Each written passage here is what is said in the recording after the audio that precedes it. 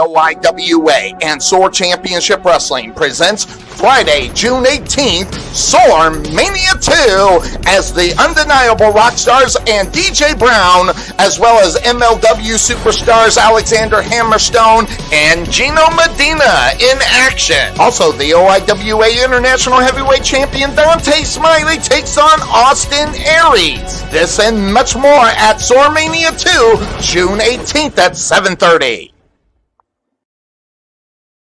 Welcome to the Couch Potato Sports Show, your internet radio home for all sports, news, and talk. Join Sonny Clark, the hardest working man in sports radio, and the Eagle Eye, Bill Cerna, and the best co-host anyone could ask for, Cuervo.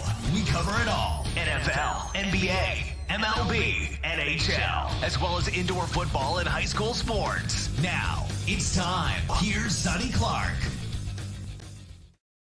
All right, everybody, welcome into the Couch Potato Sports Show. It is me, Sonny Clark, the hardest working man in sports radio, as we are here on a special edition of That Being Said, a Thursday night edition, as we are going to have on, hopefully, Cuervo. He's the one that called for this show. And, of course, fashionably late. Hopefully, he'll be in here in just a moment as we get set to run into the things that we were set to talk about. But that being said, just to let you know, NBA action going on right now. Boston is down 9 to the Brooklyn Nets. NBA going on now. So a lot of NBA news that we'll be talking about. Also, a little bit later on, Portland takes on Denver. That series is tied at 2, and the only one I'm watching. I'm going to stay up late to watch it. The Los Angeles Lakers taking on the Phoenix Suns. That one is knotted at 2 as well. So lots of things there going on. Also, just to let you know what's going on here, now that the calendar has turned to June, NFL teams can trade or release players, spread the salary cap hit over 2 years instead of just one. Now, what does that mean? Aaron Rodgers. What does that mean for Aaron Rodgers? He's not going anywhere, but the Packers couldn't afford to deal him from a financial standpoint really until now. So now the Aaron Rodgers, whatever you want to call it, bidding happens if it's going to happen. Other star players like Julio Jones, Zach Ertz, now are getting ready to move. That's the reason why they waited until June 1st. That's why you heard all of the rumors, because of what they can do financially. And sometimes financially stops guys from getting moved. And that's what the kind of the situation is as far as that situation is concerned. Whether or not Julio stays or goes, or where he goes or stays, wasn't going to happen until June 1st because of that situation. So Julio Jones, where is Julio Jones going to land? Lots of people talking Tennessee, lots of people talking the Patriots, other teams that are out there that could be on the line in reality to bring in Julio Jones. And now the question in reality is where do you think that he fits better?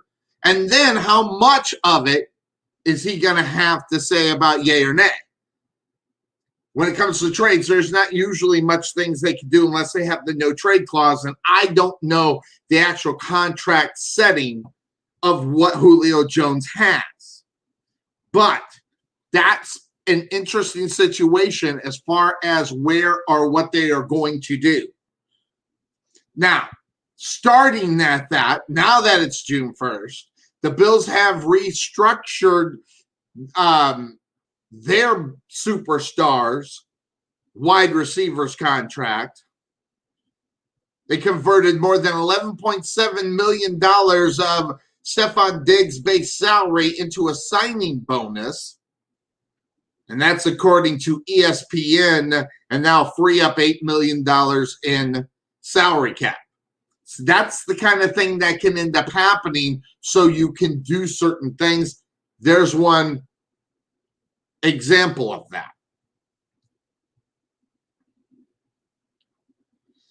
Now, some other things that are talking. Ben Roethlisberger in Pittsburgh says that he knows, and it was his idea that he take the pay cut in order to free up so he could get what he needs and everything else. Now, I don't know how much of that I believe, but he might have just known that that was something that was going to be asked of him, so he made himself look good.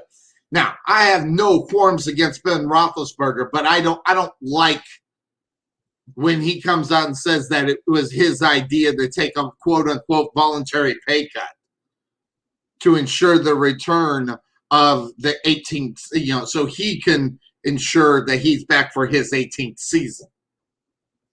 Good, bad, or indifferent, guys. I just don't like the disingenuous portion of that. To me, it seems disingenuous. To me, it sounds like a load of crock. So, I don't know if I always, am I always right and wrong when it comes to what I think is crock? Maybe, maybe not. But I will say this. Ben Roethlisberger is a dude that will do what it takes in order for him to win. He knew the writing was on the wall. So I don't know why he's taking a lot of credit for all that.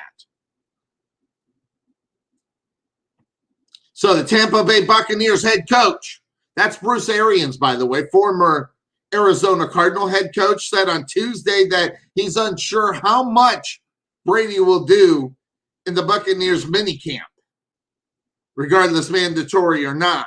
And that's due to the recovery of the offseason knee surgery that he had. Brady has been throwing on his own in private workouts with teammates instead of OTAs. Good, bad, or indifference, it is what it is. But Arians said that he may just work on the side of, caution. Well, yeah, he's your guy. Regardless of what it is. In fact, sit Tom Brady for the first 4 games of the season. Do what's best for him. Do what's best for you to go ahead and win another Super Bowl. Last time that he sat out the first 4 games based up on a suspension, he was just 4 games fresher than everybody else out there. Looked it, showed it, played it, Super Bowl win.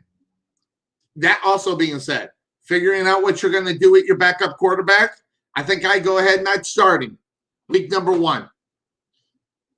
Find all the excuses that you can put on his injury and use it.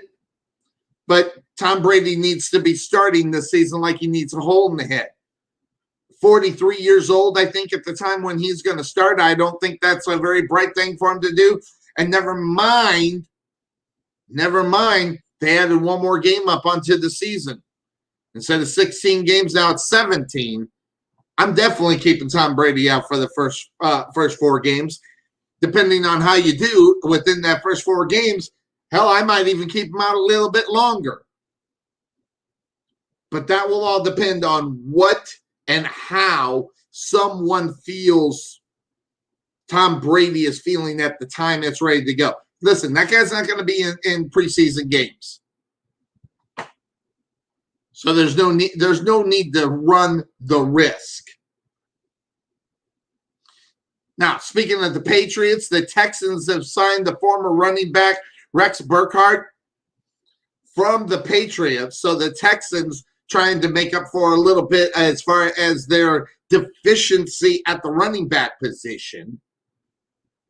But there's a lot of running backs down there right now. If you take a look at all the running backs that are going to be there, let's see, there's going to be Philip Lindsay, as well as David Johnson and Mark Ingram. I don't see this guy winning. First of all, Philip Lindsay is going to make that team. Philip Lindsay was just in a bad situation, and you can ask Cuervo's woman's opinion on that. Philip Lindsay's a badass.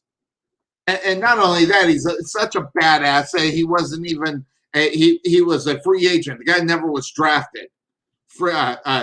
So a non-drafted free agent, and he's just kicking ass and taking names all over the place. And you got to love what he's at. So Philip Lindsay, Mark Ingram, David Johnson, and now Rex Burkhardt. I think the wild man on the outside might be David Johnson. Although, you take a look at that situation, that was the guy they traded their number one wide receiver to get, along with other nonsense. Man, the more and more you look at it, and the more they know that David Johnson's not their guy. Listen, Mark Ingram, David Johnson's easy. They're gonna carry three. So it should be interesting to see what's going to end up happening. The Jets have signed the defensive lineman out of San Francisco, Ronald Blair. He is a favorite of Robert Saleh from the day back in San Francisco. So the Jets go ahead and grab this guy up. They'll bolster that defensive line. And but think about this. If you look at all the things as far as the Jets are concerned, that was known as their strength. That's pretty sad, but you got to go ahead and get them. And probably got them for a pretty good price. No terms of that contract were out there. Also, just to let you know, I was talking about some other teams that are in there really as far as the Julio Jones package. The Seattle Seahawks are in for that as well. So I was thinking the other day, as I was getting set for the show, and we were talking a lot of, obviously, Aaron Rodgers and some of the other things. One of the things we didn't get to is how many of those rookie quarterbacks that were drafted, how many of them are going to start? I've got that on my mind as I move forward, as we get closer. But you think about the impact that these guys are supposed to be, whether it be in New England, whether it be in San Francisco or Chicago or the New York Jets. Interesting, should be kind of, because some of these teams are in such bad shape, but they got veteran leadership at the quarterback. How much do you want to take the chance as far as that's concerned? But a lot of things, obviously still talking about is the Julio Jones sweepstakes. Who's going to end up with Julio? How are they going to be there? And what's going to end up happening there? So, Tim Tebow, obviously more stuff being put out there. Where are the Jaguars with Tim Tebow? How they plan on using him? Everything I'm reading is that he's doing fantastic at the tight end position. Will he actually be that guy? Will he be the backup quarterback? Will he be the starting quarterback? Will he be a coach? Will he be? There's so many things regarding a Tim Tebow heading into this year. And I don't know if that's good, bad, or indifferent for the Jacksonville Jaguars. But I will say this, as far as that's concerned. Where the Jaguars end up, really, I don't necessarily know if it has to do a lot with their new quarterback. There's another quarterback as far as the rookies. Who's going to start, who's not. Wouldn't that shock the world if Tim Tebow starts at week number 1 for the Jacksonville Jaguars? So, Mac Jones, big stuff there and there. Wilson over in the Jets. I mean, my goodness, what more could you end up happening? As far as, I mean, this is going to be one of those years, I think, where we can see a record amount of rookies starting in the season. Should be interesting going on there. Patrick Mahomes. According to everything that is being read, more full all out at the voluntary workouts. Everybody says he's a full go. He's been a full go going through that. And, you know, good, bad, or indifferent, he's young. Normally, I would say, hey, this guy needs this like he needs a hole in the head. But you're looking at this football team, and they're looking to a guy for leadership. That's how you do it. Go out there and play. By the way, we've been talking about it a couple of months back. And I want to get back onto it for a moment. The reason why it's just kind of ticking me off. Going back to Houston, as far as that situation is concerned, and their quarterback, Deshaun Watson, nothing being done. Absolutely nothing being done.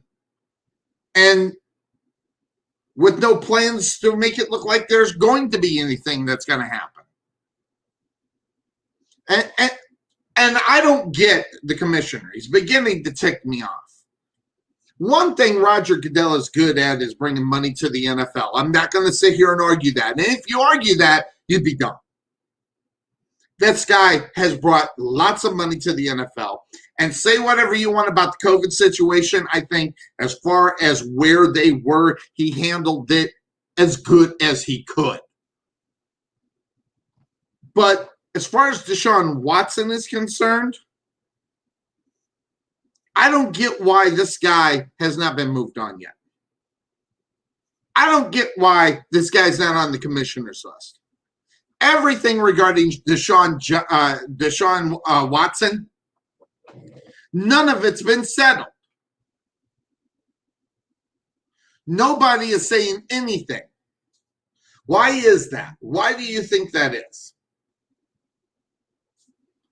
I will tell you straight out that the fact that Deshaun Watson has not been placed on any kind of thing, there's something smelly there.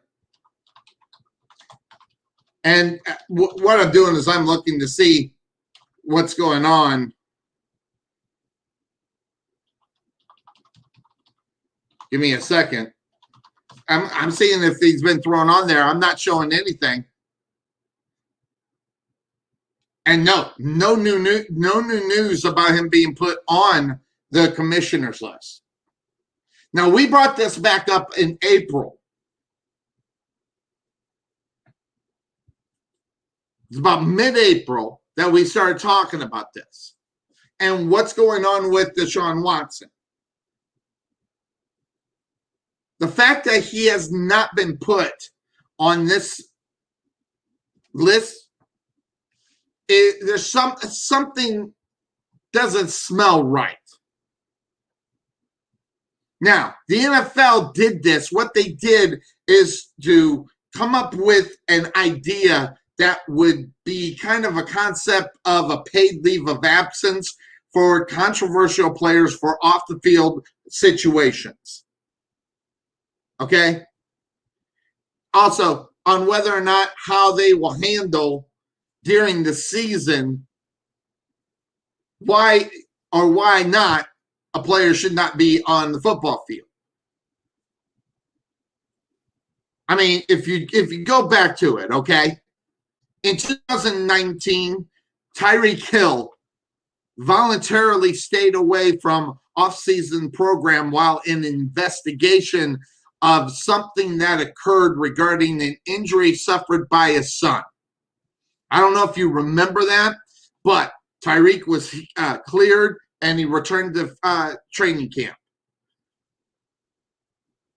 Now, that was a voluntary stay away.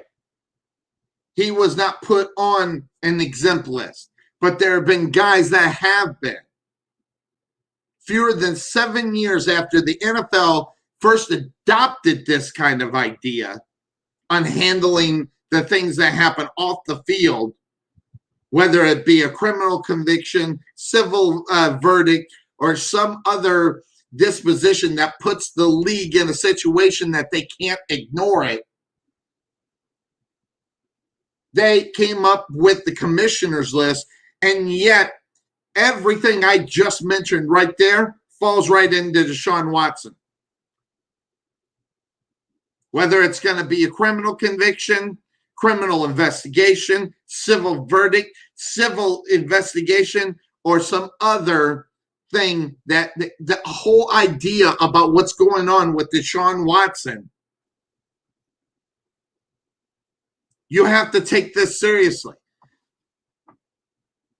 So the personal conduct policy, as it's kind of written and everything else, is so vague. That's why they made up the commissioner's list, to get away from the vagueness and saying, geez, this does not make our league look good. We're going to have to do something about it. Now, you can say whatever you want about Deshaun Watson, whether he's guilty, not guilty. No one cares, obviously, in the NFL. They don't care about the court of public opinion right now. And I don't even know why. Good, bad, or indifferent regarding this situation with Deshaun Watson, this is something that needs to be, and I don't know. Some of the things that are put out there, I just got my suspicions. And I don't hide from my suspicions on this show. Good to see Cuervo is going to be in here in just a moment. Hopefully we'll be there. But staying on Deshaun Watson until he gets here. I want to know, and I would love to ask the commissioner why he's not moving on this. And I want to know if he's not moving on it because of the situation as far as what it would look like. Not for the league, not for what Deshaun Watson has made it look like. But I want to know if he can answer the tough question. Is he not moving on Deshaun Watson because it might look like they're beating him up? I get the innocent until proven guilty thing. I get it. But he's done it for guys for lesser offenses. This guy is worried that if he goes ahead and puts him on this list, what it's going to look like. And he's worried that it's going to look like he's beating up on a black man, not giving the black man an opportunity. That's what he's afraid of. I'm telling you, that's what I think is going on. Because the other guys, again, other guys of color, done a lot less than what this is. What's the number up? How many does it take in order for Roger Goodell to make a move on this? If this was any other player in the NFL, would he be on the commissioner list? Why is he taking his sweet time with this? So I think he's afraid to do it because he's black. And I'm going to put it out there. I think that's the reason why he's doing it. Now, that being said, of course, that's the name of this show. That, there have been a lot of things that have been going on against black folks and things like that are injustices. So maybe he just rides this thing out. Hey, Deshaun Watson is playing this completely right, by the way. He's been keeping his mouth shut. He's not answering to anything. He's letting his lawyers do all the talking. The NFL's afraid of the situation. They're in the middle of a very bad situation where it's making the league look bad. But they are in a position where they can't do anything about it because of what is going on in the world as of late. If he makes a move against Deshaun Watson, he's worried that he's going to be made out as a racist. That's what's going on here. And I could be wrong. I could be right. I don't know. But I will tell you that if this was anybody else in the NFL, we wouldn't be talking about them. They'd be on the commissioner's list until everything's figured out. Which, by the way, nothing has been moved up on this situation. There has not been any movement on how they're going to handle it. And I'm going to tell you straight out. And to your point, Dennis, I completely get it. I get exactly where you're coming from because I'm tired of hearing about crap. I literally am. I don't know if that makes me a bad guy, that's fine. I'm so sick of listening to all of it. But obviously what we do on this show, we examine where certain things are going. And right now, this seems like you're on the freeway going 70 to avoid something. You're going to speed up to 80 and 90 to get away from it. That is what's going on as far as Roger Goodell is concerned. He's dropping the ball here, and that's not a good ball to drop right now. I'm telling you right now. You got to treat everybody fairly. And in this situation, say whatever you want. Deshaun Watson is being treated differently, but in a good way for once, we're hearing. But he should be on the commissioner's list until they figure out what's going on, how much truth to all that nonsense that's going on, because what they are doing by not doing it is making themselves hypocritical, especially the next time he goes to put someone on that commissioner's list. They're going to go, wait a second, whoa, what happened to Deshaun Watson? I didn't even come close to what you're putting me on the list. It's almost like the WWE. You know what I'm going to do? You're on the list. He can't do that. By him not doing this, he is, in reality, throwing the commissioner's, list out the window to where he can't do it anymore. It's a mistake. Now, I'm just telling you what it was. I'd have him on that list. Figure all this stuff out. Listen, you're not broke. Whether or not you're broke or not shouldn't really come in, but we're talking the NFL. These guys got money, especially him. So I'm not worried about whether or not he's going to get paid. Because if it's wrong, guess what? If they are wrong, if it comes back and finds out that they are wrong, the NFL's going to have to give his money back. And it's going to come from the NFL. It's not going to come from the team. So on a thought, when I thought about this whole thing, I really thought, but I think it's more. I think it's deeper. And I'm not going to shy away from the opinion because I think that's what's going on here. So that being said, Kwame Brown's going to be an interesting topic as Cuervo called me up. And this is what I get with Cuervo. He calls me up. Well, didn't call me. He messaged me. He says, I want to talk about that clown, Kwame Brown. Then he doesn't show up for the show. I mean, I build it around him. I even come up with a couple of things that I wanted to spar about. I don't think it's money. I think it was something else that was there. But he's got a woman now, so, hey, he's got to keep that lady happy at home. So, but at least I got him tonight. So we're going to do that. We're going to talk about this clown. That's the way Cuervo is. Talk about Kwame Brown. We're going to take a quick break here on the Couch Potato Sports Show. Cuervo, get your ass in here. And we'll be on Kwame Brown when we come back in some other NBA news. I want to talk about it.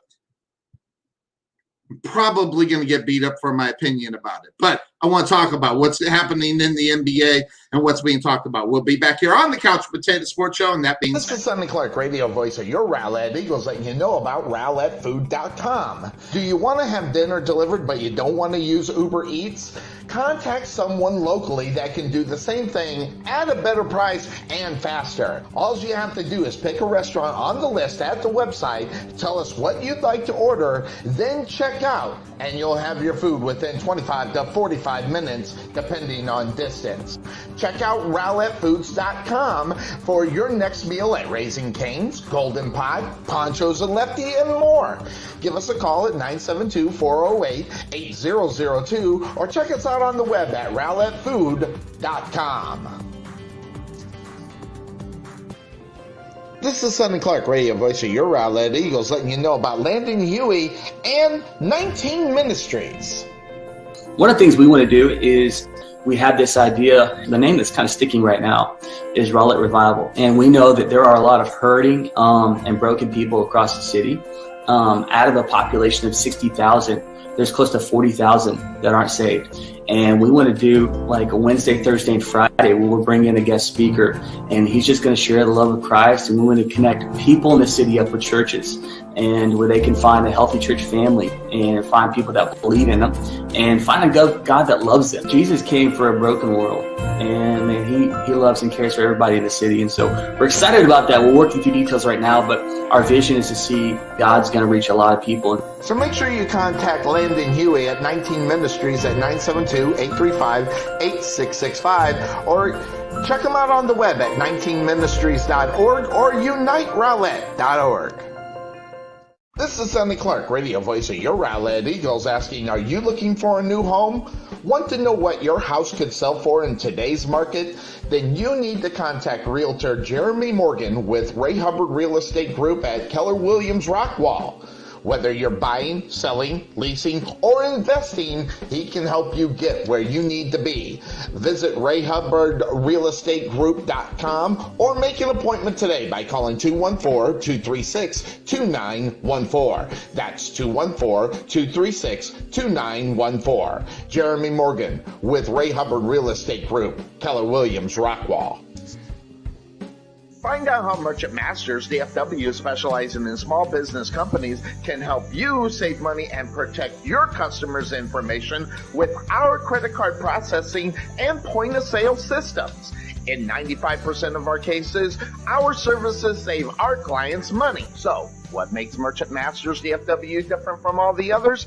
It's an integrity-first approach to each client we work with so you receive the very best, including financial savings, lowest possible rates, superior technology, and improved support. So claim your free audit at merchantmastersdfw.com or contact John Beeman at 262-339-5470 for more information. That's 262-339-5470. Merchant Masters DFW, different from all the rest. Ever want to know why Bill and I look so great on our broadcast? Check out K West Designs on Facebook to find out why. Check out all the samples that Kelly has got up so you can see, especially if you have that special occasion that needs something original, something designed, something that just says, this is our moment. Check out K West Designs on Facebook or give her a call at 469-601-5856. That's 469-601-5856. Again, K West Designs. Make yourself look original or different or just something just for you. K West Designs. OIWA and SOAR Championship Wrestling presents Friday, June 18th, SOAR Mania 2 as the undeniable rock stars and DJ Brown, as well as MLW superstars Alexander Hammerstone and Gino Medina in action. Also, the OIWA International Heavyweight Champion Dante Smiley takes on Austin Aries. This and much more at SOAR Mania 2, June 18th at 7:30.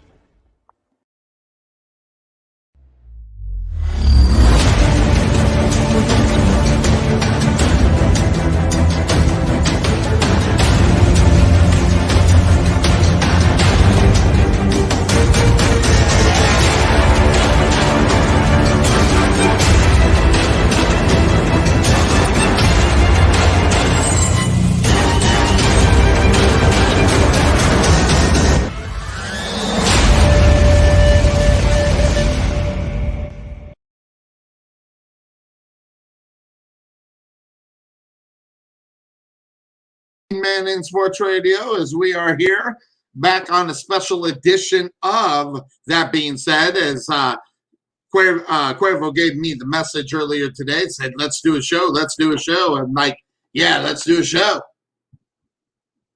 Only one guy in the frame right now, so where's Cuervo? Get him in here. Hopefully he'll be here soon. Quick update here up on the game that's going on. The Brooklyn Nets taking on the Boston Celtics. And the Nets right now, they have a 12-point lead in the third quarter with 9:25 left to go in the third quarter.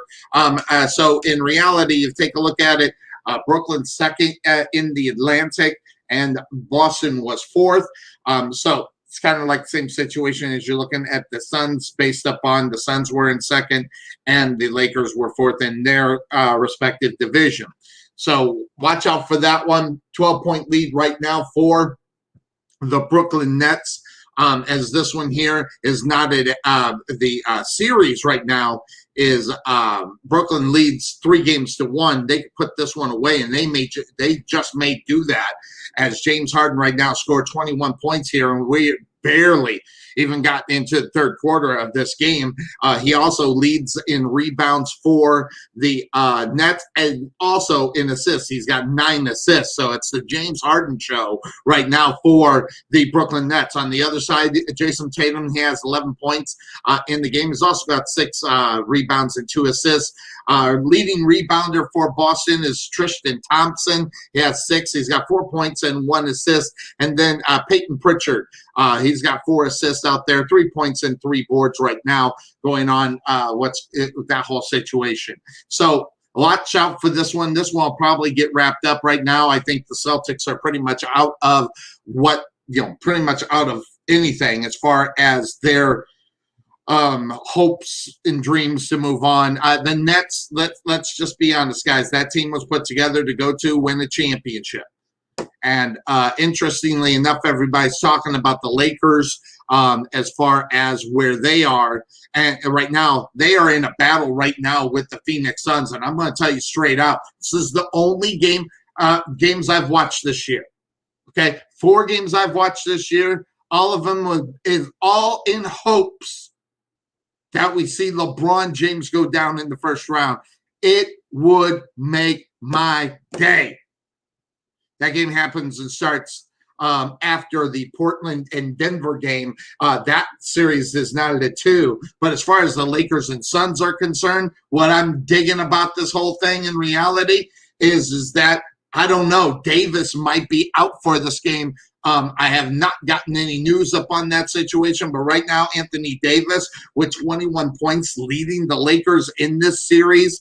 On the other side, Devin Booker with 25 points a game. Anthony Davis averaging about 21 points a game. Drummond rebounding big time for the Lakers. He's got 10.5 a game. DeAndre Ayton on the Sun side with 13.5, and then the assists being spread out. LeBron James, he has 8.5 assists of the per game, 4 assists, and Chris Paul. Yes, that's right. I just said it. Chris Paul for the Phoenix Suns on the other side of that one. Now, so it'll be really interesting to watch what ends up happening as far as that is concerned. So all set up at 2, started off with the Phoenix Suns getting up on top of this one in this series. Then they dropped 2 to the Lakers. Then they grabbed the one that on Sunday. And now that's where we are right now. The Lakers are a 6.5-point favorite over the Suns. Never mind, they are supposed to win this series according to the bets. And again, this one here is just about my hatred, and I don't have a problem with admitting that I've got some mad hate and wish bad things for LeBron James. I have no problem admitting that. So if for some reason the Lakers do win this series, I will watch it, the next one. This is the only one I care about. Everybody knows Brooklyn's coming into there. No one's going to beat them. Obviously, what they're doing to send. By the way, the game that they did lose to the Celtics, they had no business losing. This should be a sweep, but it is not as of right now. But it will get finished out probably. We'll keep an eye up on that game as we continue on. But there's other NBA news, by the way, and And I want to talk about, first of all, Joel Embiid. He's got a knee injury. He's doubtful for the game. Let's see. I think they play today. Let me just get in there. Actually, tomorrow. So no Joel Embiid's got a knee problem, and it's soreness in the knee. So it's not like any major thing. He had an MRI on Tuesday, and the status is going to be determined tomorrow early in the morning for the game against the Washington the Wizards in reality. So look out for that one. Some other NBA news that's going on. Guard Kemba Walker and center Robert Williams, they've been ruled out for the game tonight by Boston. That's another reason why this game is not going to go any further. So look out for that. Also, and I want to get to this, and I'll talk about this until we get Cuervo in here. Right now, if you look at what's going on in some of the things that are going on, I don't like a lot of things that are being said about it. And maybe it's me, and maybe it's I don't care. Parts of me cares, but parts of me don't. The popcorn incident with Westbrook, Russell Westbrook. And that's a heat of the moment thing. I think or hope that Russell Wilson would go back and think about it. Maybe I overreacted. It was popcorn. Okay, it's not like it was the NFL where guys were throwing, deep batteries at players. Okay, this was popcorn. Okay, so Russell Wilson's response to that, I think, is a little bit childish. Knowing what he is, granted, the guy shouldn't have poured popcorn on, but God, I got it. This is not a federal occasion. Do I care about this? I don't. Thinking about all the things that could happen. Now, was this wrong? Absolutely. There's no question. This is total BS. And that would be the right response.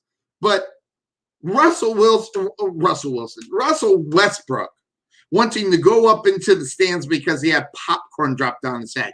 Now, I get that could lead further, but it was popcorn. Trae Young also involved with the situation.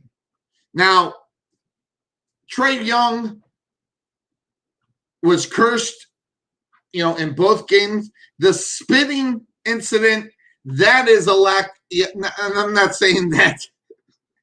So before I get bombarded, I guess dropping, popcorn on your head is a sign of disrespect. But when you take your excrements from your mouth and you spit on somebody,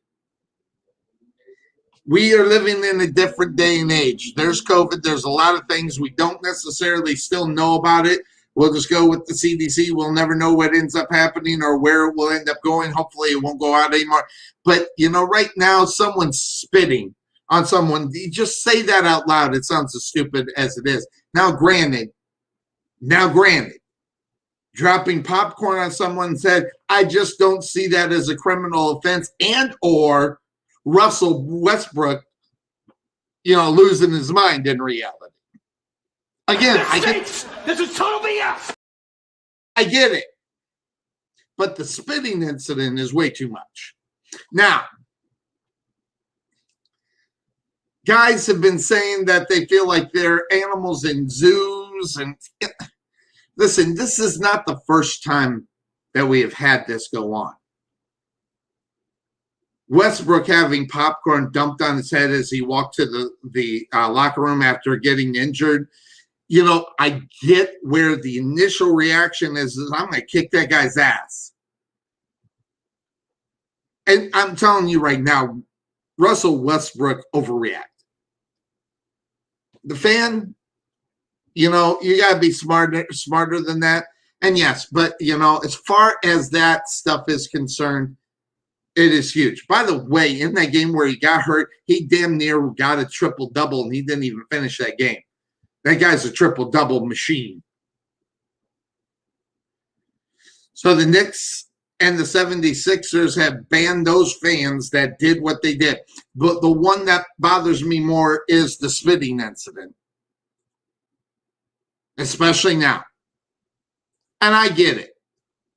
I can understand where everybody's coming from. Hawks coach said he feels safe as the team returns back to New York, adding that the actions that he witnessed goes beyond, NBA buildings that are beginning to get filled again. And as far as the playoffs are concerned, hey, congratulations! Be happy that you got some people in stands now, right now. But you think about this. Some of them are out now. 2 are out of control. Listen, these are 2 isolated incidents. Granted, they are incidents. But at the same time, the spitting one's a problem. The popcorn, come on. Come on. Grow a set. Do I need to get you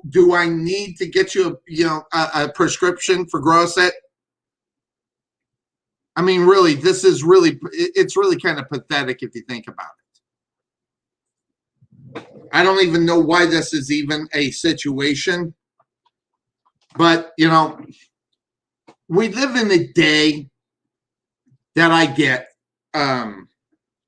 where a person will have a problem. I also get that there are some things that you need to do to put yourself in a position, but the spitting compared to popcorn, I'm really having a tough time figuring out why that was such a big deal. And maybe it is. It's a lack of disrespect, but I think, and someone asked me, well, Sonny, what would you do? Well, first of all, I think, and I guess I want to say this. I think I would want to believe that I realize where I am. And that's probably because I'm in the wrestling business. Okay? When you're in the wrestling business, you understand what's going on out there. And at least I think you should. And if you don't, maybe that's a problem. I don't know. But realizing where you are and what you're doing, I don't think for 2 seconds that if someone spit on me, yeah, I would probably have the Russell Wilson reaction to it, without question. And also, and this is just me as well. And I'll just say what I kind of think about it. I don't know if, well, how do I put it? I don't know if I think differently about it.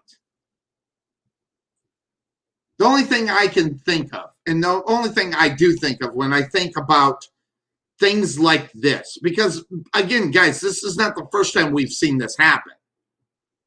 I would think that you would have to be able to tell yourself something. And what I mean is realizing where you are, realizing what you're doing. And again, you can ask. I don't know if you get the response that you could ask me if it happened to me, and I think I'm okay with popcorn. And I think that the popcorn incident was over-exaggerated. Now, that over-exaggeration is really simple. And what I'll tell you why it is, it's because he was hurt at the time. So I can see where his response is there and why he responded the way that he did respond. But the other side, I think I gotta let it go. Now, as far as where certain guys are, This should not be a situation where one guy has got a problem. Okay, this should not be a situation where guys, depending on, like if it's LeBron James, should that be an issue? And I don't think so. But I guess I'm since I finally got him here, so let's do it. No. In case you didn't You're know. gonna call somebody. All right, it's Cuervo on it. How about this? A Tuesday night. We're on air Tuesday night. Cuervo, how you doing? He's driving. What's up, my brother? What's going on, Sonny? Yeah, got an errand that I'm finishing up, so that's why I'm calling in late. Yeah, you are late. You are late. I don't know. Should I hold it against you or not? I don't know, but we go. But let's find out. The popcorn incident with Russell Westbrook, I thought he overreacted. Okay, I'm just gonna say it. The spitting incident with Trae Young, I don't know if you know about it. So Trae Young was spat on. I think I got a problem with this one. Yeah, I think I got a problem with the spitting. The popcorn thing, I think, was more of a reaction because he was hurt at the time, that being Russell Westbrook. So he kind of responded like a wounded animal in reality, which is protect himself kind of thing. But I think if he takes a step back on it and thinks about it and goes, it was popcorn. So, yeah, I don't know. What do you think on the situation? I mean, honestly, Sonny, I kind of side with the players here a little bit because I get it. I don't know the exact reason why, you're going to throw popcorn on the court or whatever, but, I just don't think there's room for that. If it was a situation where, like, the team's losing or something like that, I don't think there's any place for it, period. I'm not saying that, Russell Westbrook didn't take it, that it was okay for him to take it to heart so much. I don't think he should have, but at the same time, I don't know. I just think it's so childish for fans to be doing that stuff. Yeah, especially the spitting. I guess I've been in wrestling. Yeah, well, that's disrespect. I'm gonna tell you right now, Sonny, that's disrespect. Without question, I'm there on the spitting one. The popcorn one. I guess I've been in the wrestling business too long because I think I'd laugh it off. But again, you got to go back. You got to go back to the reason why it happened. He was going off the court hurt, and again, I think of animal instinct just kicked in right there to protect himself. But at the same time, I would hope. And maybe I'm wrong in thinking that, but I would hope that he would take the step back and say, it was just popcorn. I overreacted. I was hurt. I hope that's what it is, and I hope that now that both of those guys have been shot out. They can't go to the games anymore. They've been banned from the games, which is the right thing to do. So, but Russell Westbrook is one of those guys that he has that temper, man. He's always on the edge anyway. So the fact that he reacted the way he did doesn't completely shock me as far as that part is concerned. So, but it's getting in. Yeah, I honestly, like, I've, over the years we've seen Westbrook and how he can be emotional about things at times. And I think he takes things personal a lot sometimes. Mm-hmm. So takes it to heart. I can see what you're saying, how this doesn't really come as much of a shock. Yeah.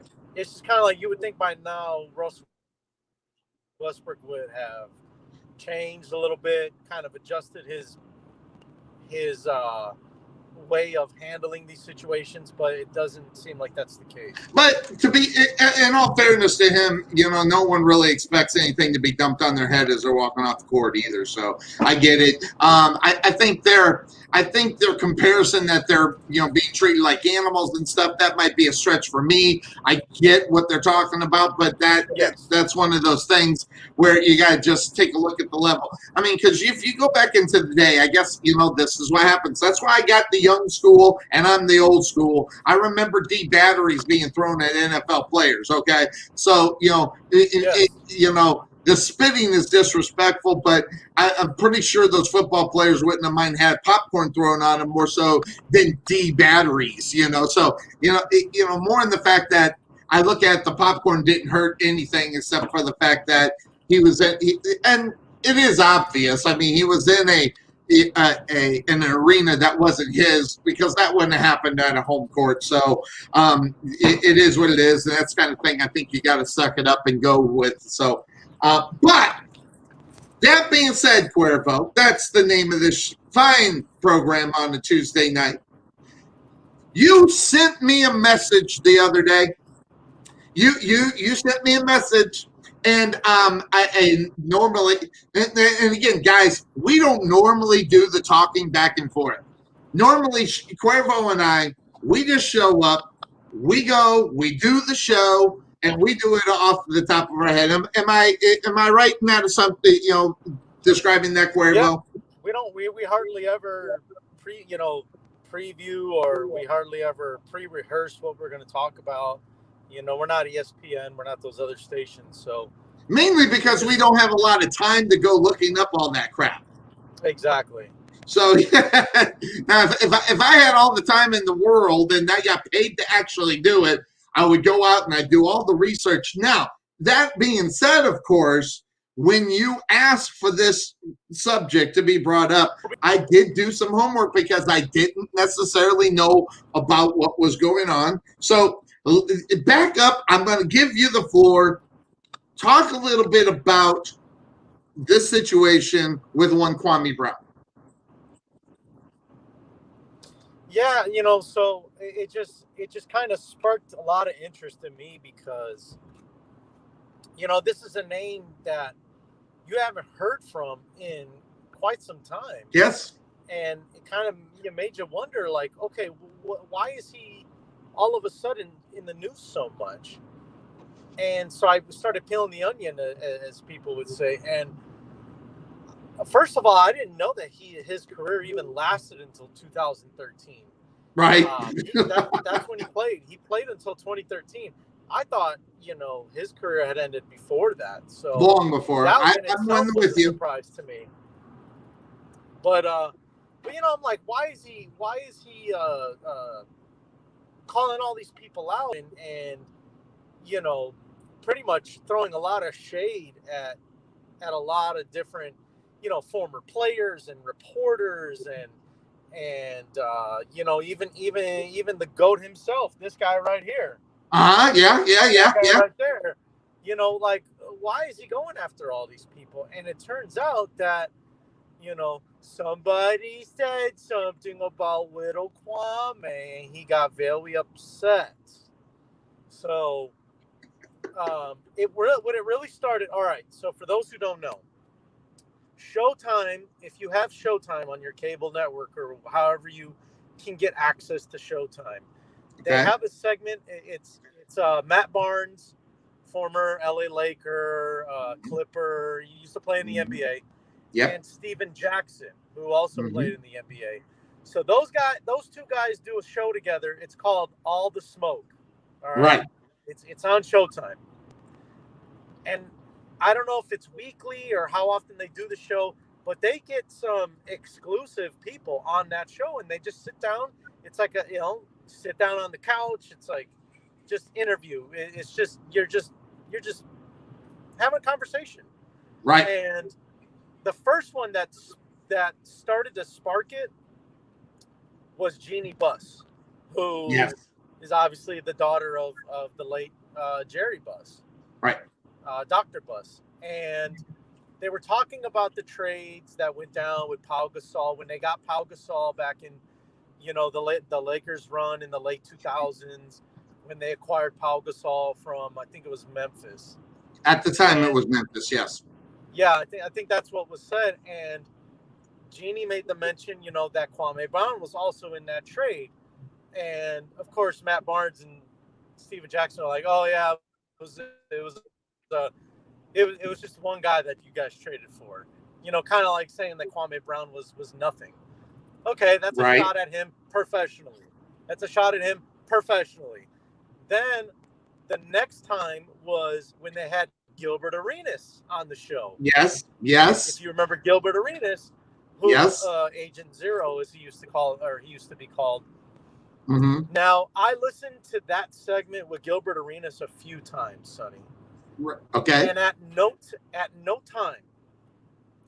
time whatsoever, me personally, I didn't hear Gilbert Arenas say anything personal about Kwame Brown. Okay. Neither did Barnes or Steven Jackson. Whatever Okay. little trash talk they had for Kwame Brown was him as a basketball player. Okay. So there was some comments made about, Steven Jackson goes, well, Matt the other day was just talking about how Kwame Brown's, was one of the greatest number one picks of all time. So they were clowning him on the show. Okay. There's no denying that. And Gilbert Arenas kind of stuck up for him. He said, he could have been.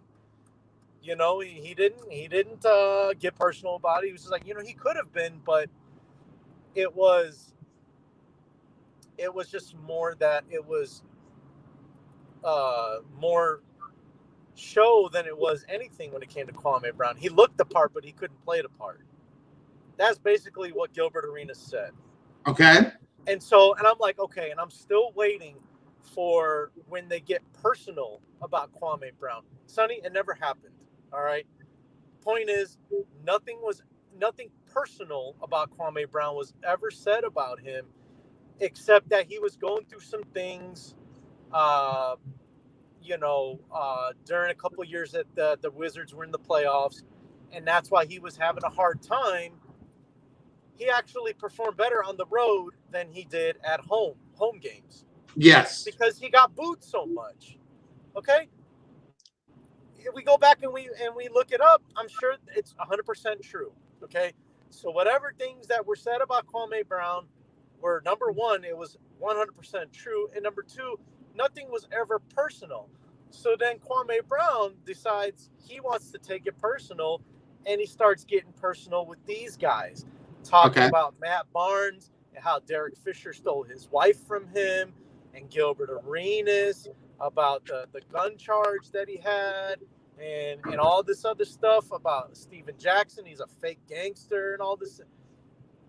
So that's my issue with Kwame Brown, is that, we have the little crybaby segment sometimes. And I think Kwame Brown deserves the crybaby soundbite, because okay. And we do have that as far as that. So Kwame Brown has a little problem with what's going on. Yeah. Okay. He's got a big problem. As the younger generation says, he was big mad. He was big mad about the things that were said about him. All right. And so, and then he goes after him. And I was like, whoa, slow down, Kwame. All right. What Michael tried to do for Kwame Brown was he tried to get him to realize that this was not high school basketball no more. You are in the big leagues now. You made the choice to jump from high school straight to the NBA. Nobody forced you. Nobody put a gun to your head and said that you will go straight to the NBA. So at 18 years old, if that's the choice you make, you better be ready to be able to handle big boy rules. And Michael tried to toughen him up, mentally, and Kwame couldn't handle it. And so that's when things started going downhill, and it scarred Kwame Brown for years. I think it scarred him for the rest of his NBA career. Could possibly. And then Kwame starts going after Rachel Nichols, starts going after other former players that he played with. He went after the good old Stephen A. Smith. He went after Shannon Sharp. He went after Skate Bayless. I mean, it was like he had the whole, it was like the whole list. He had the whole list just written out, just waiting for the opportunity. You mean like all my notes on the Kwame Brown thing? Lots of notes. I mean, he had the what they call the shit Yeah. list, and all those people must have been on Yeah. it because he went after each and every one of those people, and he did it all on a personal level when nobody said anything about him personally. Nobody ever said anything, and everybody's trying to defend him. Well, at 18, he bought his mother a house on a golf course. That's great. That's awesome. He's a great person for that. But you still sucked as a basketball player, Kwame. All right, and he just couldn't handle the fact that he was that. People say that about him, that he was a bust, and that he just, didn't live to the expectation of a number one pick. So that's the issue I have with Kwame Brown is that, he went after people on a personal level when it wasn't necessary. And so to me, that's why he's a clown. That's why he's a clown for the things that he is saying about everybody. And that's why he deserves the bozo meme. So yeah, I saw the bozo meme, but okay. What am I accused of most on this show, Cuervo? Just biased. I am biased. I have no opinion here because I didn't even know about what was going on until you made it up. So all of a sudden it just popped in front of me. Also, what am I known to be? I am known to be the old school as all get out. I am so old school, I think I might have invented it. That's how much old school I am. So you know what I did, Cuervo? Actually, you started it. You took a page out of Sonny Clark's page. You took a page. You went old school on Kwame Brown. So, and I mean, what I mean is that, I remember, because we've been on the air for 12 years. Okay, so we've been on the air for a while. And we've been on air for what Kwame, now we weren't on air when he was drafted. So, but, we started in 2009. He was still playing. But I also remember the years before that, lots of talk going on about Kwame as the first draft pick that was picked number 1 out of high school. And he was picked by who? Michael. Picked by Michael. Now, what I do remember about all this, okay, because when you brought it up, I was like, all this story sounds familiar. What I do remember is that this guy was grabbed up. This guy wasn't even necessarily the guy that Michael wanted because of the fact he wanted Elton Brand. That's where the story is really kind of interesting. So first you got the young cat. So I'm going to go young school and think young school thoughts here, which I normally don't do. And I think I agree with the young school thoughts. 17 years old. Okay, so here's what you got. You got Michael Jordan drafting this guy. Michael Jordan didn't want him. He wanted Elton Brand. What team would Elton Brand used to play for at that time? The Bulls. That's right. That is right. So this whole thing, it's actually because all you got to do is go back and see the soap opera of this story in reality. Because he grabbed up Kwame Brown with the thinking that and understanding from who? Jerry Krause, that they would trade him in order to get Elton Brand and then a couple other guys involved with the trade. That part I remember like it was yesterday because I thought to myself, this was the ultimate revenge from Jerry Krause on Michael Jordan. I really did. I was just like, hey, if you're gonna sock it to someone, get in an agreement with Michael Jordan and screw him over because that is what happened. So Krause hadn't forgot about all the other bullshit that they used to do to him to make fun of him and everything else. Krause. Yeah, he held on to that grudge. And if you want to know about the grudge, just go watch the Michael Jordan documentary that they did, right? I mean, The Last Dance. Yeah, they were all over Krause's ass. So Krause goes ahead and in verbal makes an agreement with Jordan to go ahead, grab up Kwame, we'll get you Elton Brand. That went through, and the ultimate revenge from Krause happened. Now, also, going to young school, thinking about what's going on, you're talking about a 17-year-old kid. So here's the problem with that. A 17-year-old kid going to Michael Jordan. All right, that sounds like a dream come true, Cuervo. I mean, really, if I ever had enough basketball skills and Michael Jordan drafted me, I think I would be out of this world happy. Well, but that's not what happened. He just ended up with Michael Jordan. Michael Jordan never wanted this kid. So you got a combination of the guy who is the GOAT, which, by the way, one of the worst owners. By the way, I don't care how much of a GOAT he is as a player. He's one of the worst owners in the NBA, bar none. And not only that, this was one of his first picks. If it wasn't his first, it was the second. I mean, he had 3 first-round draft picks that were just garbage. I'm talking garbage, okay?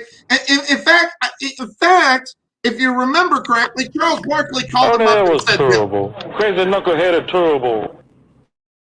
Picks. And that's why they're not friends anymore. Exactly. So this has got a whole soap opera on it, which is very interesting because I remembered bits and pieces of it because I'm lucky to remember my own name. So you have all this going on, and you got Michael Jordan, the GOAT, right in front of you. But guess what? He doesn't want this kid. He never wanted him. He wanted Elton Brand. He didn't get what he wanted. Now we're in a situation where you got a 17-year-old kid and you got the GOAT getting on this guy's ass at all times. I mean, so, what do I not want to hear? I don't want to hear the crybaby bullshit from players. You don't like. I don't want to hear that bullshit. But here's what happened. See, this is where the story gets interesting. Forget about those NBA players that were on his ass on Showtime. That part was completely understood. What happened more so, Cuervo, is one Stephen A. Smith got on his ass. Listen, and this is what I'm just going to tell you. I think, and this is just me, I think he would have been okay trying to deal with the Michael Jordan on my ass thing all the time, trying to make me better and everything else. But Stephen A. Smith, this guy has been on his ass for years. Now, guys getting clowned about their play, I'm going to disagree with you that it wasn't personal. It was about their play. I will give you that. But when you clown them for years and years, and Stephen A. not letting up after years and years. Stephen A. has been on this guy's ass for so many years, it's unbelievable. It's so much so that that's where a lot of the animosity comes from. Let's hear from Kwame himself. You want to hear from Kwame himself there, Cuervo? This is what Kwame said. I'll put this up. Talk about a man's basketball game, more than life than basketball. I'm a geecher. I was working on getting my mama a house with some land on it. You talking about punk? And then when I realized there was a machine like you up against me, how the can a 17, 18-year-old kid talk against a GM that didn't want them there, that they fighting upstairs at each other, and they got loudmouth bitches like you that they hire to do all the talking, and you over-talk the analysts and the people that deserve to talk. Because on your first... He's talking about Stephen A. here. Your first audition, you targeted me. And I wonder why so many people like the ratings of you disrespecting and talking about a black man that way. Because as much as I want to just give the credit to Stephen A., all of America knew how old I was. Nobody said that this is wrong. Now that I'm speaking out, everybody telling me, oh, he's going too far. He's a busted buck. He's doing too much.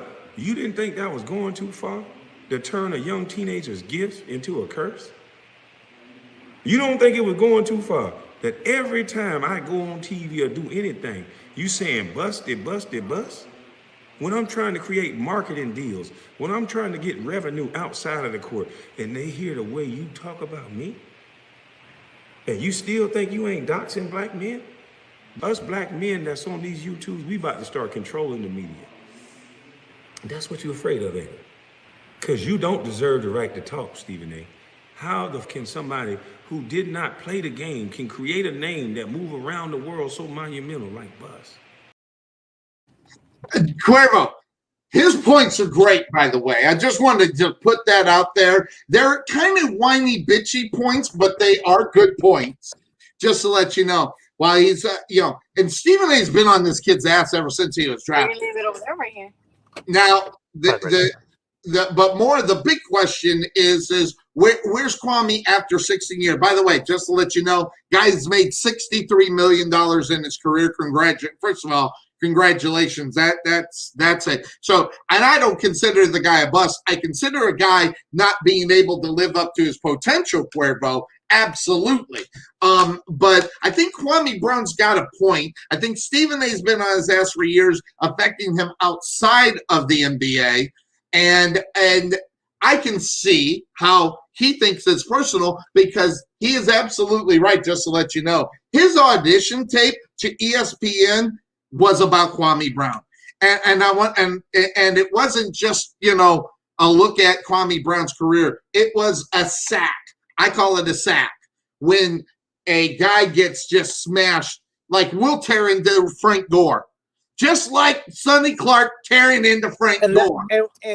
When I heard all this, Sonny, that's exactly what I thought of. I was like, look, we clown on Frank Gore, but we never make it personal. We don't ever talk about, oh, yeah, because he grew up, wearing the same shoes for 10 years. Like, we never say anything like that. I don't know. Right. I'm just making it up. But we've never gotten personal. We just say that he's just overrated. That's it. Like, yeah. That's really all there is to it. Do you need a minute to get where you're going? I see your door opening. Come back in here, or we'll get you back in and go with it. So we'll bring Cuervo back up into the show here in just a moment. But, interestingly enough, this was not a great deal for Kwame Brown when he just got into it. Great. I go back, and I'll say this, and I won't back off of it. I don't think any player should be coming out of high school. Sorry, I don't. Now, granted, he's an 18-year-old man. He should be able to do it if he should be. But when it comes to sports, when it comes to the NBA and the way the NBA is, and when he came in, by the way, if Kwame Brown came in today as the first round draft pick in the first I think it might work. Why is that? Because the game is much softer. The game is more player friendly. The game is, really worrying about players. And some of the things that I don't want to even hear crap about. You gotta worry about their feelings. And yeah. Can't stand it. But guess what? This is the basketball Kwame Brown should have came in on. This is the basketball today, not 2000. I think he came in as 2000. And not only that, you got Michael Jordan. Listen, Michael Jordan just says a lot of things. First of all, it says goats. Second of all, it shows having balls of steel. It's intense. He is the most intense owner in the NBA. He is the most competitive owner in the NBA. He is the most balls to the wall kind of guys that you can have. Now you got Kwame Brown. You don't have Elton Brand, and you're Michael Jordan. You're pissed off in reality because Krause just underhanded your ass, not just this time or back, winning the 6th championship, but he hands it to him again and wins it again. And Michael Jordan's pissed. Michael Jordan is not a happy camper. I mean, say whatever you want, okay? But you think about it. You think about bad things that have happened. Go back, Sam Bowie over it. There's just so many things involved with this. Sam Bowie over Michael Jordan. All these guys that you could talk about. Remember, Michael Jordan has some bad picks. Adam Morrison, 3rd overall picked him. That guy was horrible. And then there was another one that was just god-awful. But in reality, I have to ask myself, would have Kwame Brown been better off somewhere else?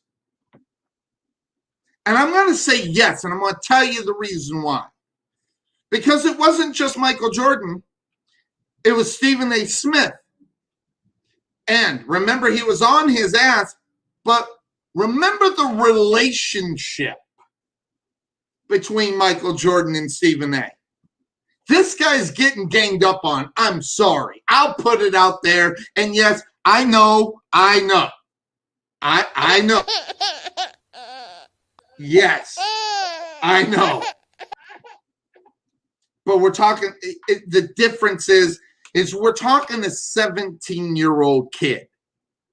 More so than a 25-year-old coming out of college or a 23-year-old coming out of college. So this guy has been on his ass ever since he had the opportunity to get to ESPN, and he used Kwame Brown as a sacrificial lamb to get his job. I can see, by the way, how that could feel personal based upon the relationship that Kwame had with one Michael Jordan. The maturity of this kid at 17 years old was nowhere near where it needed to be. And frankly, now, if Michael Jordan dug this guy, really wanted him and really wanted that guy and did not want Elton Brand, and he really liked this guy and really wanted him to be the cornerstone of his franchise, then maybe this might have worked. But the problem is it was Elton Brand. Michael Jordan wanted Elton Brand. And Krause underscored him and said, screw you, we ain't going to do it. Basically, he told Michael Jordan, shut up. And you don't do that to the GOAT. But the remnants of it are in his face every single day. Every single day. So I ask myself, wait a second. Let's take a step back up on this. If he was actually liked or was wanted, this could have worked out. But Michael had to see him every day. Michael then turned into the Michael machine. So that being said, I want to go back to Kwame Brown. All right. And Kwame getting on Stephen A. By the way, Kwame should be getting on Stephen A. because this has been personal. He's using it not being personal, but the way that he did it and what he said in the video about downing this guy what he's trying to do outside the basketball court, clowning him there, everything else. But this is more of what Kwame had to say. Some YouTuber out there that understand this technology stuff a little better than me, I want y'all to do some investigation. I want you to look up how he speak about these different black athletes I'm talking about. He has a highlight reel as well. He has a highlight reel of disrespect. And there is one out there, by the way. He'll be the one that come in there and talk all that shit. So Stephen A., try again, motherfucker. You didn't prove your point. The only thing you proved is that I was right about a go-along, get-along game that sat there, and if you ain't a part of the group, all the attack is on you. I'm having everybody coming out speaking now. Dr. Boyce Watkins now is somehow in old Busty Bus Lane. And that's crazy. I don't understand how so many people try to insert themselves in something that they may not necessarily understand. So why get in it? I'm not in your lane, sir. You're too educated to be talking about this type of dumb shit. If you don't agree with what I'm saying, cool. You could have reached out to me behind the scenes like you did. Hey, you can't put the N-word in there. And as much as I've been watching YouTube, boy, y'all have been able to say whatever you want to say. You can't put the N-word up there if you're saying something against the go-along, get-along game. Then you got to be perfect. Then you got to watch everything. That's sad. Stephen A., you got up there and said nobody disrespected him. That's a shame. Pew D shame. Man offered me to his penis, and that ain't disrespect, sir. Huh? I think I'm on Kwame's side. I don't know. I might have a bias here. I may have a bias based upon my. Listen, anybody that knows me, I have no mad love for Stephen A. Okay? I'm not a fan of him at all. Dare you say such a thing? That is insanity. No, I know, but I don't. I don't have bad love for you, Stephen.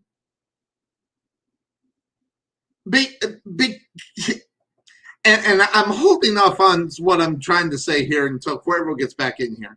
But there's some things that I find interesting about Stephen A. and what he does. Because, by the way, Kwame asked for a YouTuber to put it together. And, by the way, they did it. And I think I get it. I'm going to tell you why I think I get it. Never got personal, but clowning this guy for as many years that Stephen A. has done. Yeah. And now that's video there. There was a line that was made, and I'll talk to Cuervo about this in just a moment. The go along, get along game.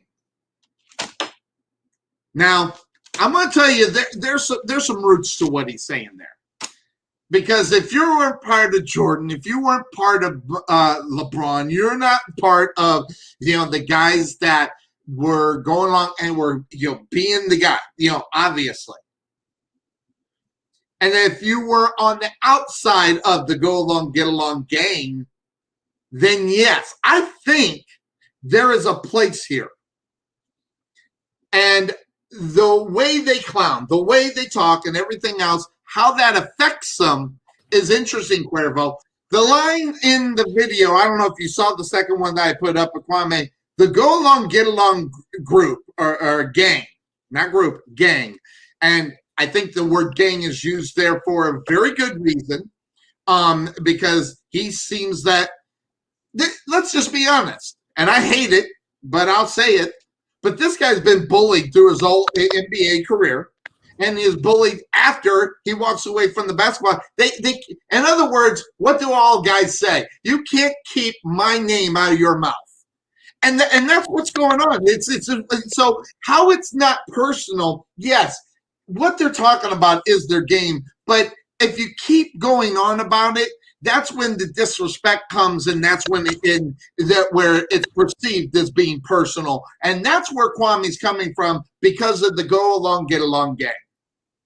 Yeah, I agree with that, Sonny. I think it's it's kind of like, all right, yeah, I get it. My career didn't turn out the way that a number one pick's career should turn out. Right. And I get that. And if you want to address that, look, guys, Yep. Enough is enough. I get it. Like, my career didn't turn out great. I mean, what else is there to what else needs to be said that already hasn't been said? Right. And just keep it on a basketball level, and just be like, all right, just move on from it. Like, yeah, my career didn't turn out the way that, but my issue, yeah, I mean, maybe because it's been, ongoing for so long, that Kwame just kind of felt like he had to defend himself. And I get all that. But for him to come back and really like get super personal with, especially like a Matt Barnes talking about how his ex-wife got stolen from a former teammate. Like, why did it have to get to that level with him?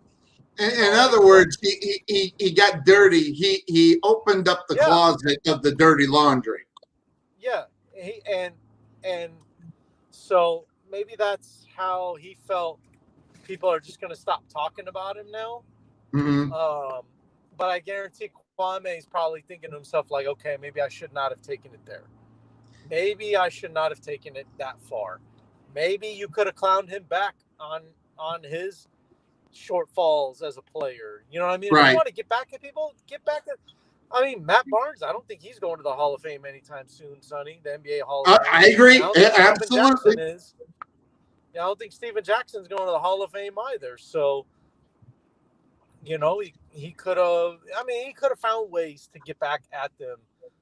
I don't think it was the Barnes thing that brought on this, though. I think it was a part of it. No, I'm using Barnes because he took it really personal, especially when he talked about how, you know, another man took his wife away from him. You don't ever bring that up. Yeah, well, you don't talk about mamas. You don't talk about significant other or wives. You don't do it. Yeah. And that's in the Book of Man rules, the unwritten. Yeah, and LeBron James and the LeBron James and who's the other Kawhi Leonard situation. Yeah, I think it's that. But interestingly enough, though, I think what fueled this whole fire, even over the years, and what caused Kwame to go where it was Stephen A. Because listen, say whatever you want about Stephen A. We say it on this show. I'm not going to take anything away from Stephen A. about his knowledge of basketball. All right, I won't do that because that'd just be stupid. Because the guy knows. But here's the problem with Stephen A. and his stature. And I don't know if you'll agree with me. I wrote it down because I thought it was so ingenious that I thought of it. because I don't think of anything ingenious at all, but I thought it was ingenious, so I wrote it down. It's because of Stephen A's expectations of you. It seems to be the gold standard if Stephen A likes you.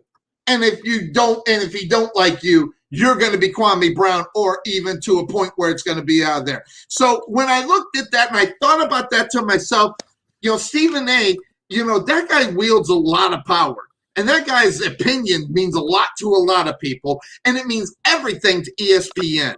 So if you don't reach the expectations of what Stephen A. may think of you, that's where you're on a problem. And not only that, and that's where really in reality, where all the personal stuff started, it started with Stephen A., then went to Barnes. So the order of where it started and how it kept going after it is what happened. So what ended up happening? Stephen A. gets on, puts on the clown video about all of his drops and missed passes and everything else, and clowns them some more.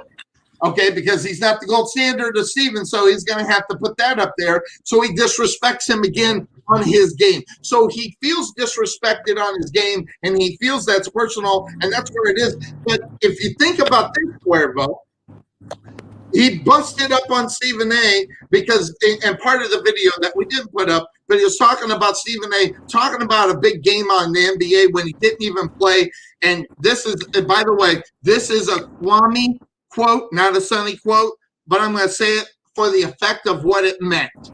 He said, you know, you blew out your knee and you never could play, so you're a woulda, coulda, ass nigga, is what he said. So, you know, that's where it all started. Stephen A. answered it to it. Then it went to Barnes, and now this thing's blown up. I agree with you. I think he's a clown. Kwame Brown is a clown and a crybaby to a certain point. But I don't know if I would have, after years of just torment and stuff, but finally not answer to it and say, this is some bullshit. I'm going to pull it out on you. A year after year and year, we're talking close to, 12 years of Stephen A. on his ass and everybody else on his ass for not living up to the expectations of being a high school player, first round draft pick, number 1 pick.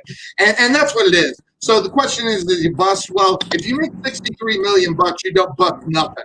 Okay. If anything, you stole the money. If you were that bad, you stole the money. So you could be a thief more so than a bust.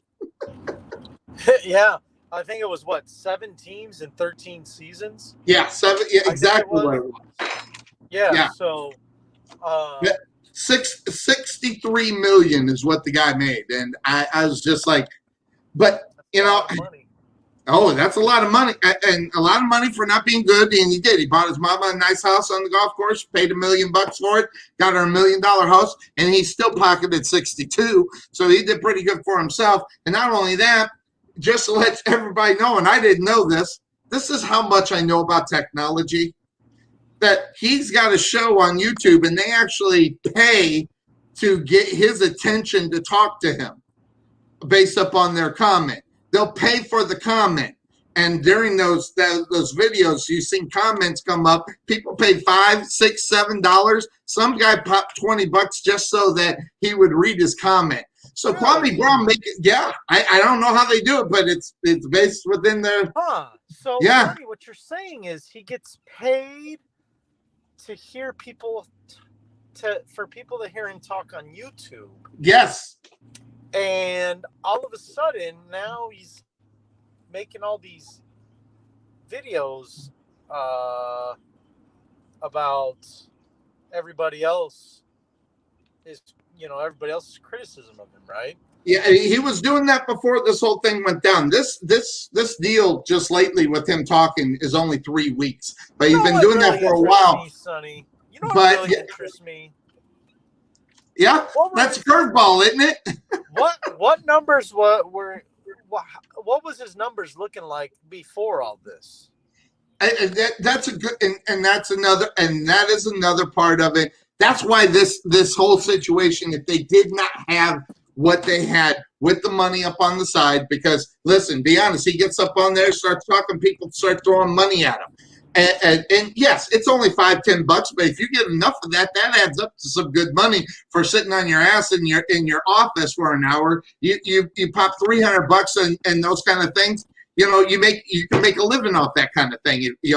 Maybe not a living, but you can sure make some good pocket change if you got a big enough crowd that will sit and listen to you. So there's a lot of things. This has turned into a lot of good drama. This is better than a soap opera, and I'll just say it. I hope it keeps going. You ready for a conspiracy, Cuervo, Sonny? Yes, yes. I got to get your picture on this too. I got to find that picture again. We got Conspiracy Cuervo. What do you got? What I'm saying is, I'm wondering how many followers he had, how many people were paying for his opinions on stuff before this all went down. Right. Yep. The conspiracy in me says. Conspiracy or pessimist? No, not a pessimist. The conspiracy in me says, you know what? I just ain't pulling good numbers with this. Yeah, I'm starting to run a little dry on this channel. Let me do something to really spice it up. Yes. And so the conspiracy in me says he saw an opportunity. Yes. After all these years of people talking down to him and stuff like that, he saw an opportunity for people to say, you know what? Man, he really roasted this person. Ooh, I wonder who he's going to roast next. Oh, you want to find out? Subscribe to my channel and find out. Tune in. Who's going to be next? $300 an hour ain't too bad. Kwame Brown saw an opportunity for more followers on social media, and he took it. That's my conspiracy. And paying followers, by the way, paying followers. So that makes a difference too. I'm right there with you, Cuervo. So do you think he really is taking it as personal as he makes it seems? Or is I it, do. or is it just about, I'm going to perceive it as I'm just really butthurt about everything, but it's going to I get don't me know, Cuervo. 500,000 You want to more know why? followers. You want to know why? It's this video. Watch his face in this You video, know, Cuervo. some Yeah. YouTuber out there that understand this technology stuff a little better than me. I want y'all to do some investigation. I want you to look up how he speak about these different black athletes I'm talking about. He has a highlight reel as well. He has a highlight reel of disrespecting black athletes. He'll be the one that come in there and talk all that shit. So Stephen A, try again, motherfucker. The only I'm going to tell you, I see his face and I hear the tone of his voice, and I think I believe him, Cuervo. I don't know why. I don't, because I you know me, I'm a pessimist. I don't believe anybody usually, but I don't know why. But I think I know why.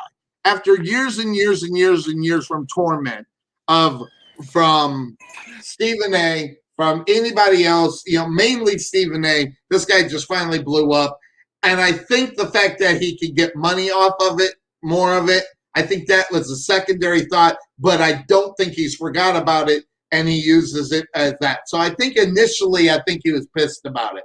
So that's kind of the way I think anyway. I mean, it could be. I'm just thinking a little outside the box in the situation. Yeah, outside the, hey, thinking listen. that maybe. I think it's something that you got to think about. I think it's something you can't forget about. And interestingly enough, now Cuervo, I'm going to ask you because I don't know. Did you see the show Sunday or any parts of it? Honestly, Sonny, I did not get a chance to watch any of it Sunday. Good. And I'm going to, and the reason why you got time? Yeah. Yeah. Okay.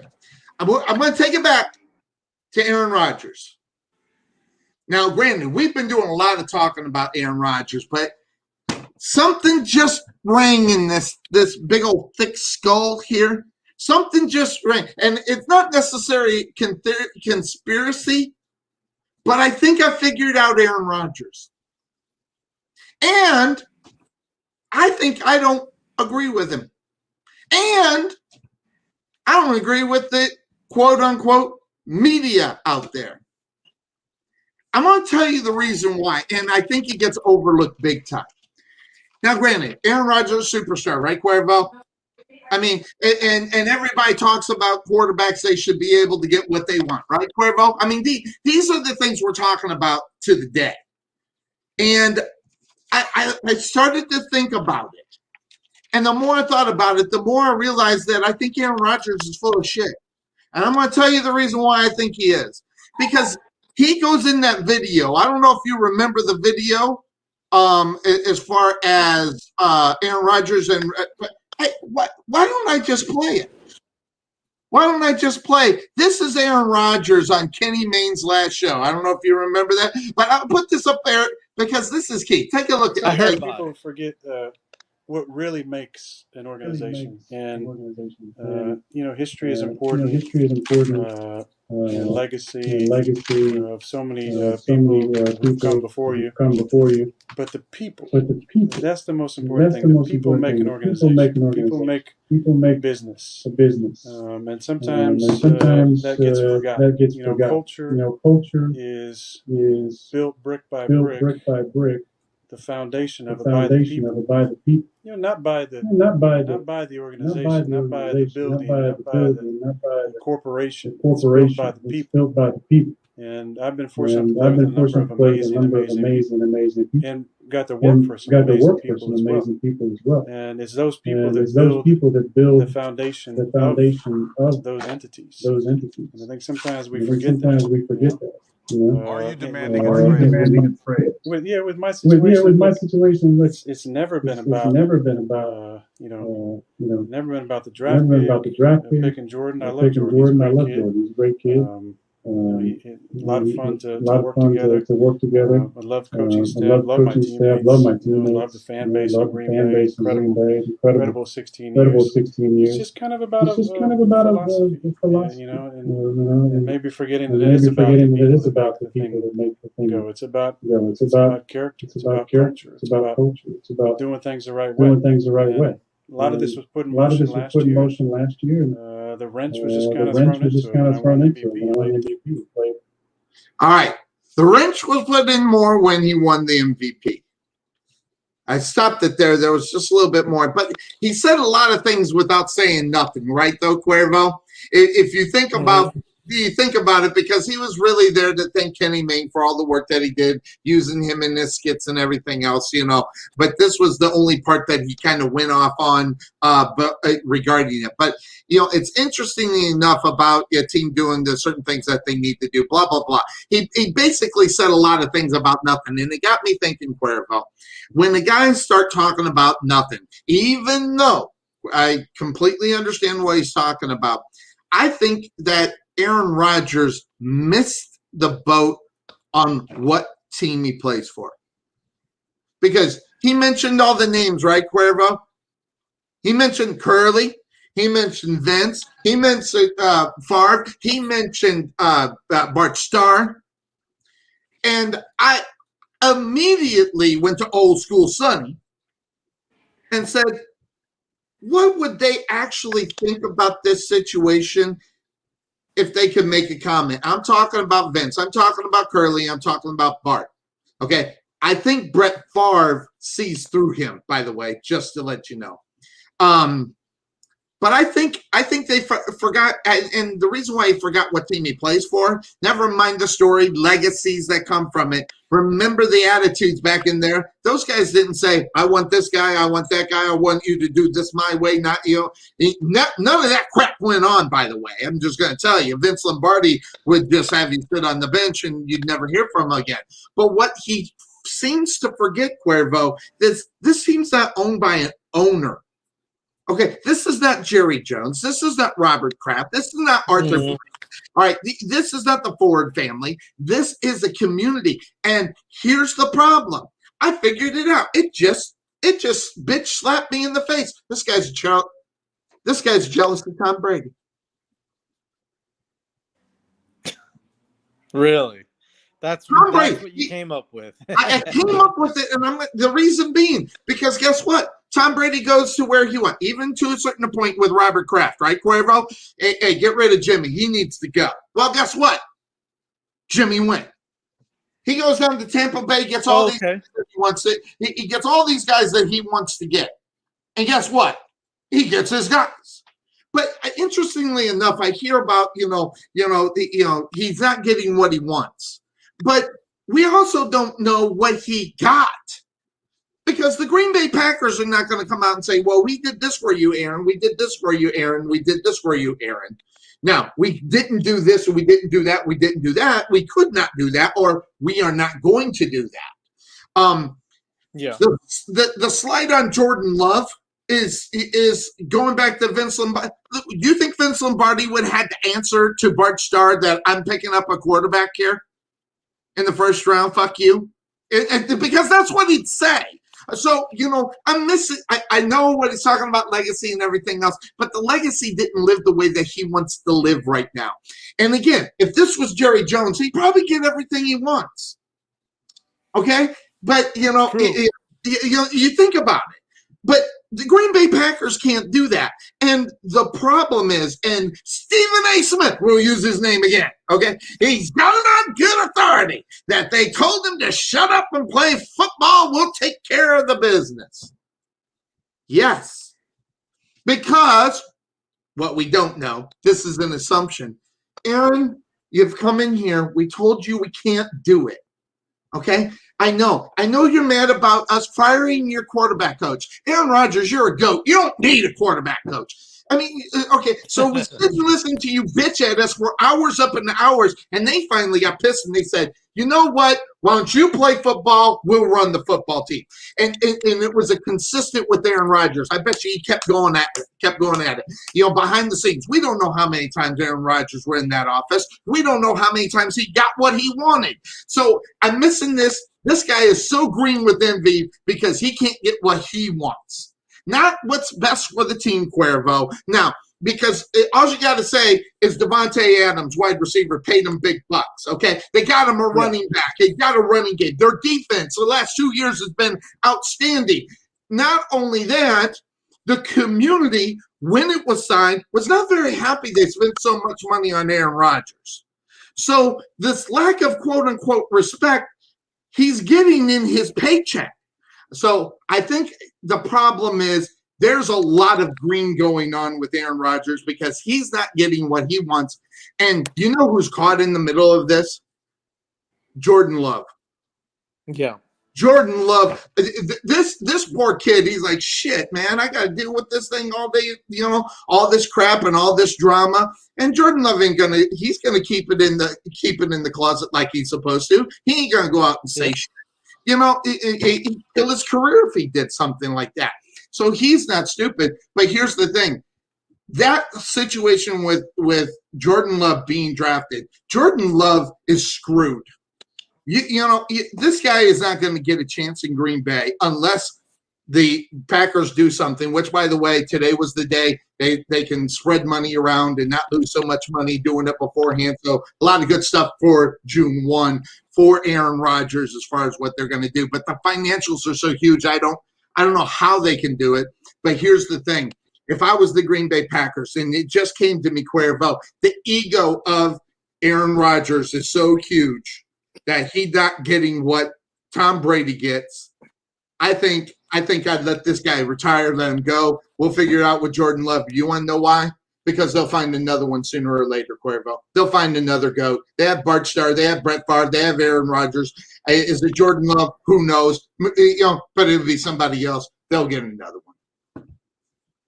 Yeah, they will. And you know, eventually the Packers are going to move on, just like they did with Starr and Favre. You know, as bad after 16 years, by the way, didn't want to see that day. Yeah, after 16 years, by the way, both Bart Starr and Brett Favre, 16 years gone. Guess what? Aaron Rodgers, 16 years. You know, I might be a bad number up in Green Bay. Think about that, Sonny. That's 48 years of having Hall of Fame quarterbacks in your franchise. 48. You know how many teams would kill for half of that? How about just 1 year? 1 year. I mean, teams that haven't been, you know, you look at the teams that haven't made the Super Bowl, Jacksonville, you know, the Lions and all these teams that never made the Super Bowl. And bam, you're in there because you got a Hall of Fame type for 1 year. It'd be great. Yeah, crazy. Exactly. But I hear what you're saying about Aaron, you know, and it's he's being very selfish about it. He is. You know, I think I tend to agree, and it's not just because the Packer hater in me. I think I really do believe that it's a selfish factor. And if he's jealous of Tom Brady, that is so ridiculous. That's ridiculous. I'm just using Tom Brady as an example. Maybe not jealous of Tom Brady, but the results of what Tom Brady can get. You know, get rid of Jimmy Garoppolo. Well, you know what? Yeah. You know what? 7-1. That's what I'm going to say about that. And guess what? I said the same thing on the show on Sunday, and you didn't even see it. So that's where it boils down to, Cuervo. The more I'm thinking about this Aaron Rodgers situation, the more I'm thinking to myself, yeah, they have talked about what they wanted. Now, granted, maybe they didn't talk to him about Jordan Love, but that's not the Packer way, Cuervo. I'm telling you right now, communication with players and the players thinking their shit don't stink is not what the legacy of the Green Bay Packers are. It's just not.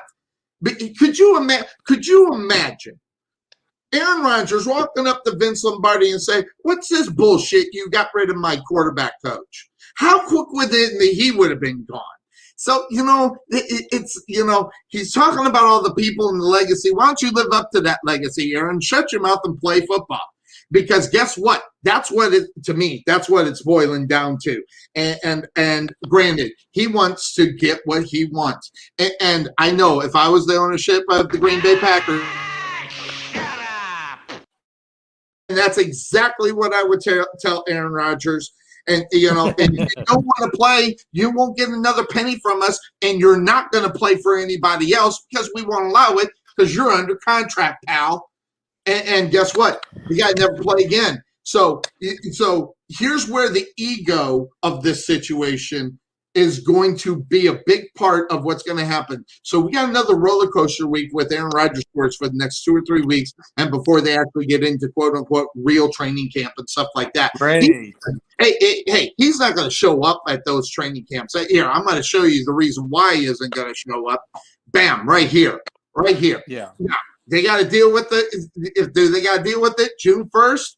Dead money dropped from 34 to 21 million. We talked about that June 1st date, big date.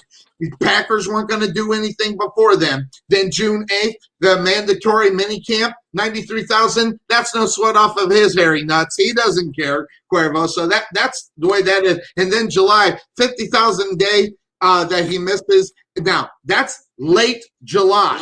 We have a long way to go before we get to late July, Cuervo. And there's going to be so many stories. There's going to be so many things out there being talked about Aaron Rodgers up until that point. We'll find out because you're not going to see him before that until that time, late July.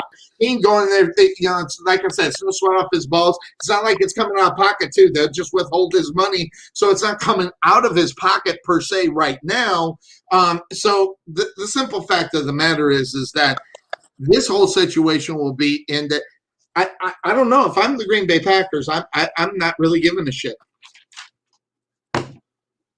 Call his bluff, Sonny. That's all I can say. I like it. So the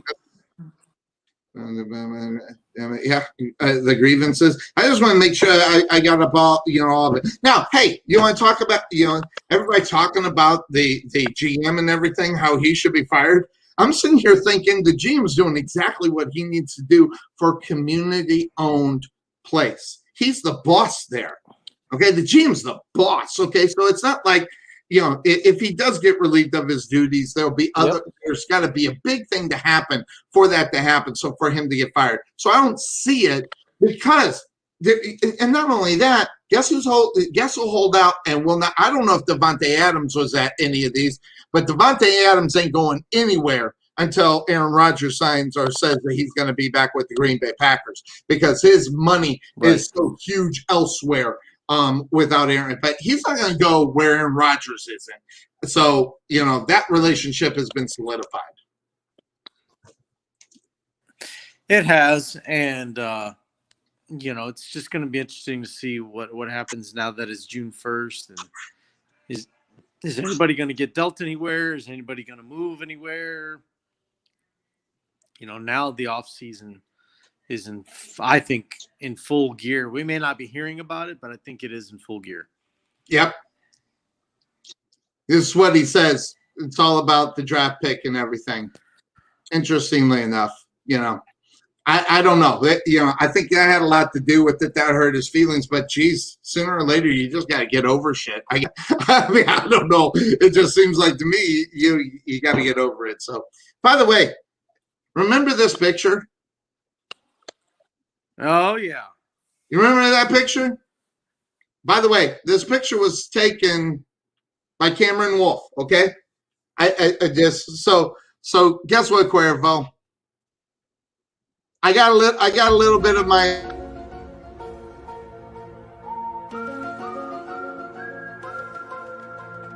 I got a little of my own, Cuervo. All right, this is what he's talking about and everything. This happened back, all this other stuff.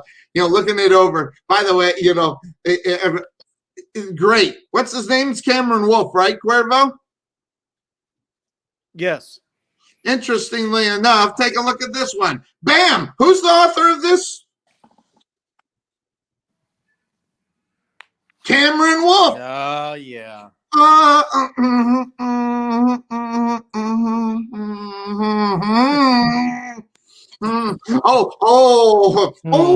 by the way,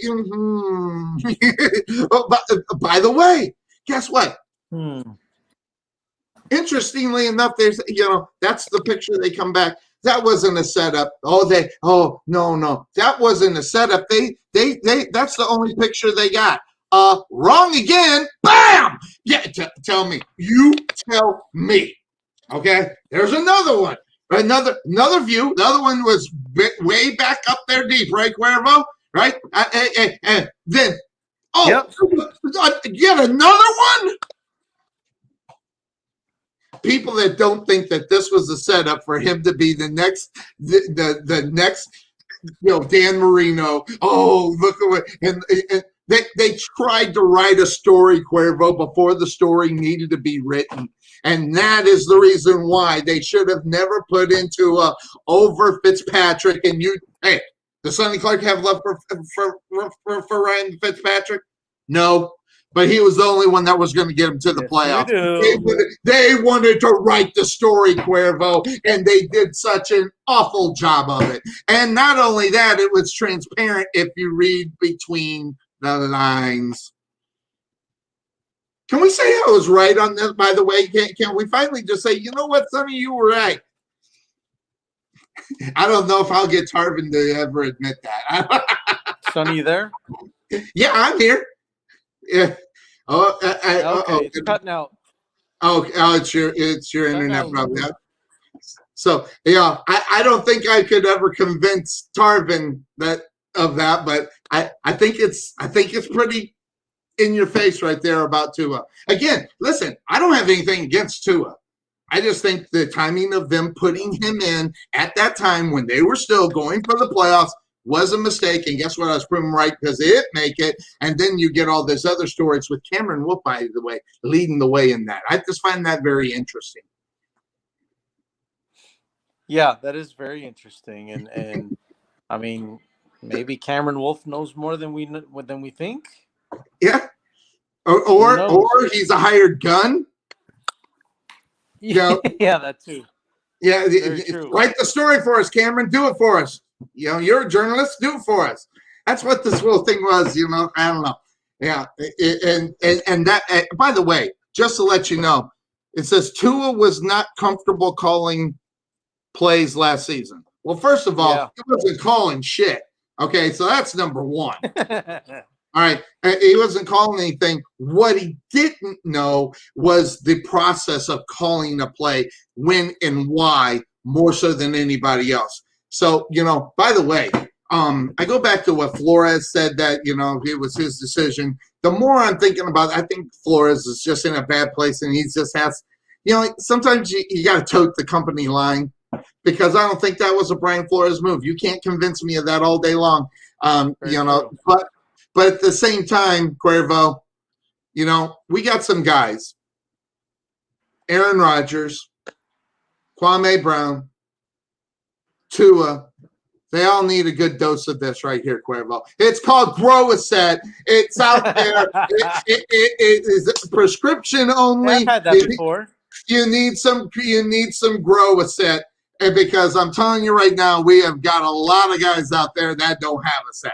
It works, honey. I've taken it. It worked. Yeah, it's called the Marines, right? By the way, I saw some of your pictures, of Labor Day and stuff like that. Yeah, I keep track of them. I actually follow. See, I don't follow people on Facebook. I mean, I got better things to do. But there's certain people I follow. Talk a little bit about that, because you were actually at a place where you were memorializing people. And I know you've lost a lot of friends, personal friends, during this time.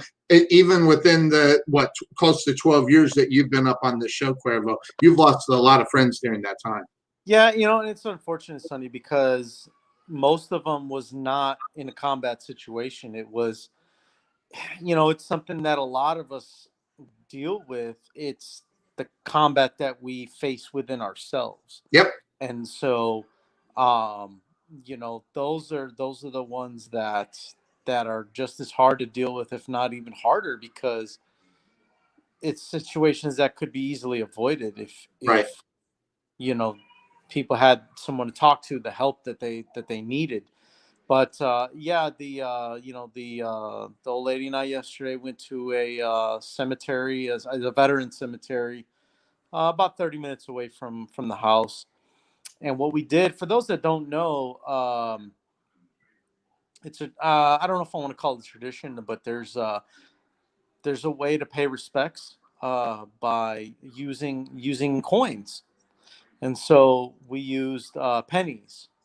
We grabbed up all the pennies that we had in our jar, separated them, and we went down to the cemetery and we laid a penny on every stone that we visited. Laid a penny on the stone to symbolize that, hey, we visited, we paid our respects, and you know, it just gave us an opportunity to kind of reflect on what the day's really about. Exactly. And you talked about it. It's not necessarily a lot of the combat. What do they say?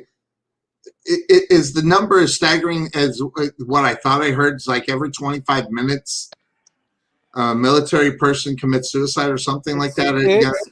It's about that much. Yeah, something like that. It's just. I mean, throughout our show, how many people that might have done something like that? It's a horrible thing. Which is yet another reason why I'm a big proponent. You get these guys, get them to where they can get back to it.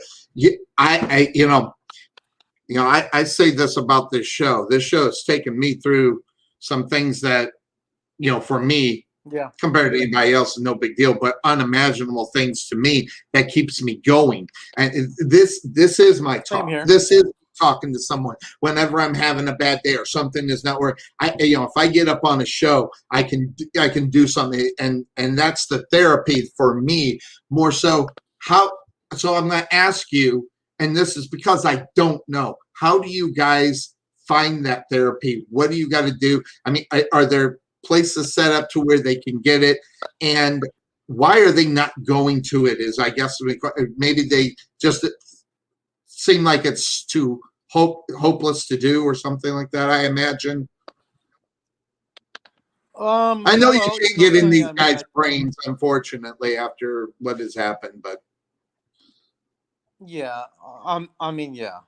but to answer your question, yes, there are resources that we have, and sometimes and a lot of times they're only a phone call away. Sometimes unfortunately, you don't get the help that you need right away. Got it. But I think the reason that happens so much too is because we are taught to be so mentally tough. Yes. Almost to the point where where if somebody asks for help, it's a sign of weakness. Yes. And that's the wrong way to think. And that's the old school, isn't that the old school mentality of the military, right? I mean, thinking about it, especially with what's going on today, right? Yeah. I mean, asking for help is a sign of weakness, and I don't think that's going to be a long time before that mentality ever dies. Yeah. It becomes part of the norm because it's not part of the norm. Hell, I'm not even in the military, and that's parts of me as well. So, right. And I'm not even in the military. Yeah, and I'll be honest, Sonny. Even I've been guilty of that myself. Yep. And it's affected me at times, but between you and I mean, I think we both know I'm in a better place now than I was a few years back. So right.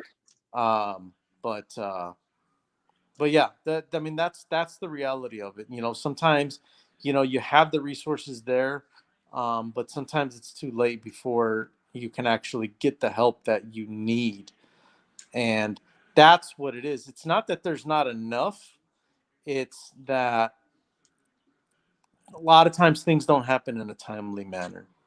Right. And it's unfortunate. So yeah, it is. It's and thinking about that and kind of in relations to sports, in case that you did not know, the French Open is going on. By the way, that's tennis, in case anybody didn't know what was going on. And the young, this is a good topic to talk about. yeah, this right here kind of rolled right into kind of what. And by the way, I didn't necessarily think about that until we started talking about it, and this popped into the mind. This young tennis player, I forget her name. She's a bad man. Well, I don't forget her name. Osaka. I have a hard time pronouncing her name, so I don't want to disrespect her by botching her name like you did it right.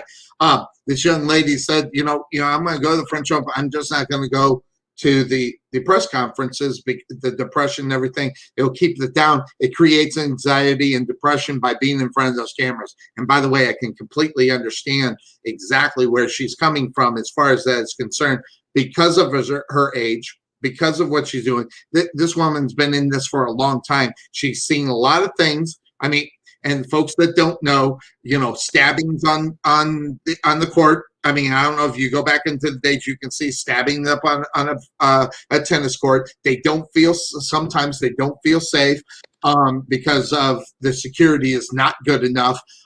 So there are a lot of things, a lot of anxiety, and then add depression up on top of it. There's a lot of things this young lady is going through, and I think the tennis, I think the USTA and all the other ones that are part of that group have missed out on a very good teaching opportunity for someone, because finding her, I think, was a mistake. Because guess what? They always say it's always better to ask for forgiveness instead of asking for permission. Well, when it comes to your own personal health, sometimes you have to ask for forgiveness. So they fined her $15,000. I hope they rescind that fine. But here's the thing, and Stephen A., he irked me a little bit, because I get what he's saying, and to a point, he's got a point. So what I'll do is on June 1st, just so that you know, and I saw this earlier today, on June 1st, 3 years ago, his mother passed away. And of course, June 1st has a big, it's a big day for him based upon his mother's passing. Hey, my mom's June 28th. All right, so I know exactly what he's going to. But some people are strong enough to get through that, and some are not. Some people need that day. Some people. So I don't, because I think, and I could be wrong, but I'm just going to say what I think. If that young lady went to the powers to be and said, listen, I don't want to do these. I'm depressed. I'm having problems, but I need to be here. This is my set. They would have made her do those interviews. And it's part of being a professional sports athlete. I get it. But at the same time, I think if she would have went to the powers to be, they would not have allowed her not to do it. So that's the reason why she attacked it the way that she attacked it. And then she went ahead and withdrew from the French Open. Yeah. And again, I mean, that's it goes back to the mental health thing. It's real. It's real. And it's real. I was part of that crowd where for years I believed that PTSD, post-traumatic stress disorder, was only it's only something that veterans get. You don't have real PTSD unless you've been through combat. Right. And you know what? That was the immature side of me. But what I realized is that it's not combat stress. It's post-traumatic stress. Yeah. So any type of post-traumatic, everybody has the capability of having that, Cuervo. Yeah, exactly. And it took some growing up on my end to learn and realize that it's not just something that veterans go through. It could be anybody. Anybody can go through it. Hell, a 5-year-old can go through it if she saw daddy hit mommy or whatever the case may be. And I hate to use that as an example, but the point is, it doesn't matter how old you are, it doesn't matter what the situation is, it can happen.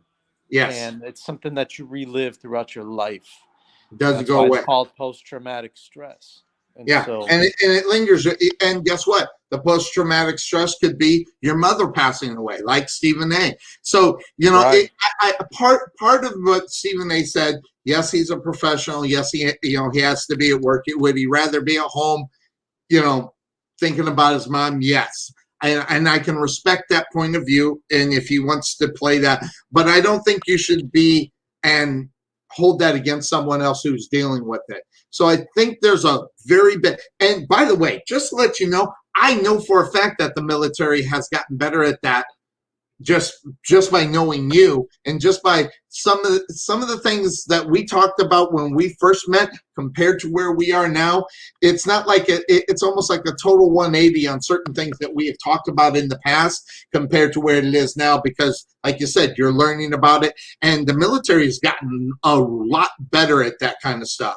And so I find that very interesting, because I don't think, and I could be wrong because I don't know a lot about the military, but if you go back 20 years ago, they would throw this off as a non-issue for anything going on. You're depressed. They go, well, yeah, so are we. Get back to your post.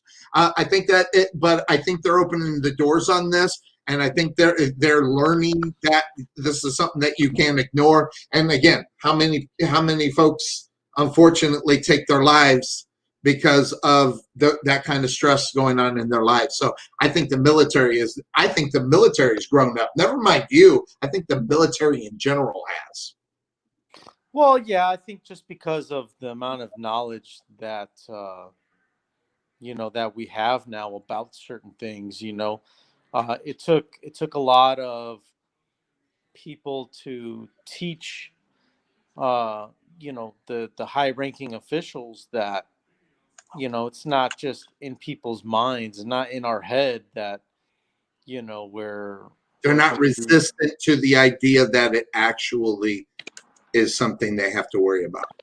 Right. Because and I'm telling you right now, I know many military people. They're resistant to even hear things like this. They don't want to hear it, or they don't want to believe it, like you said. And then you grow into learning, and that's why I'm saying that's why I think the military is in a good place. And the USTA has got, and all those other ones throughout the world that are part of that whole organization. I think they're really missing out on an opportunity to do some teaching, not just for the players themselves, but just for everybody who might get interested in the sport. That I love tennis. I watch tennis all the time. We don't talk about it because who wants to talk tennis except Sonny? So, and who wants to talk hockey except Sonny?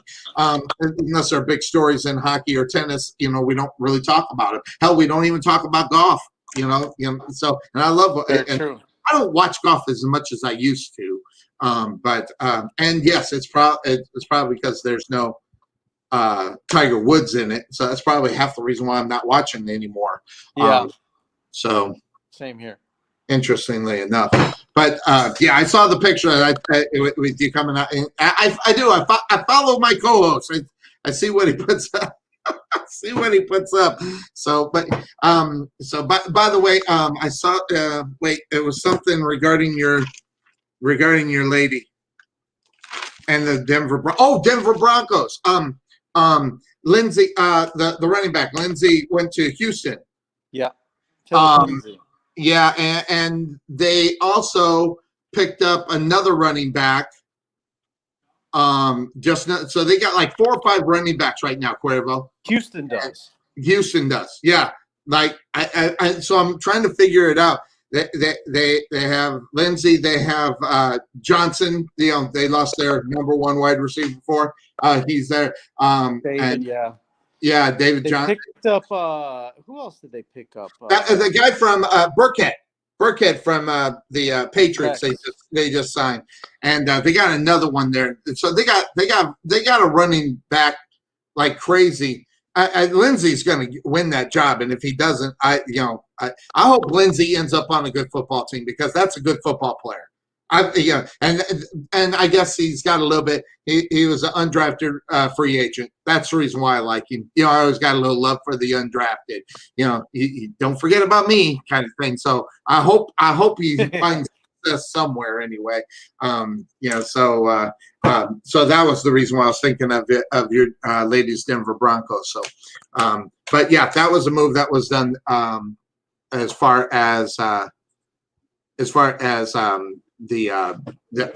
Houston Texans. By the way, do you find it like me that we still haven't had anything on Watson yet? Why there hasn't been any movement on Watson? Am I surprised by it? I don't know if you're ever asking? surprised about anything. Are you, Cuervo? Are you asking if I'm surprised?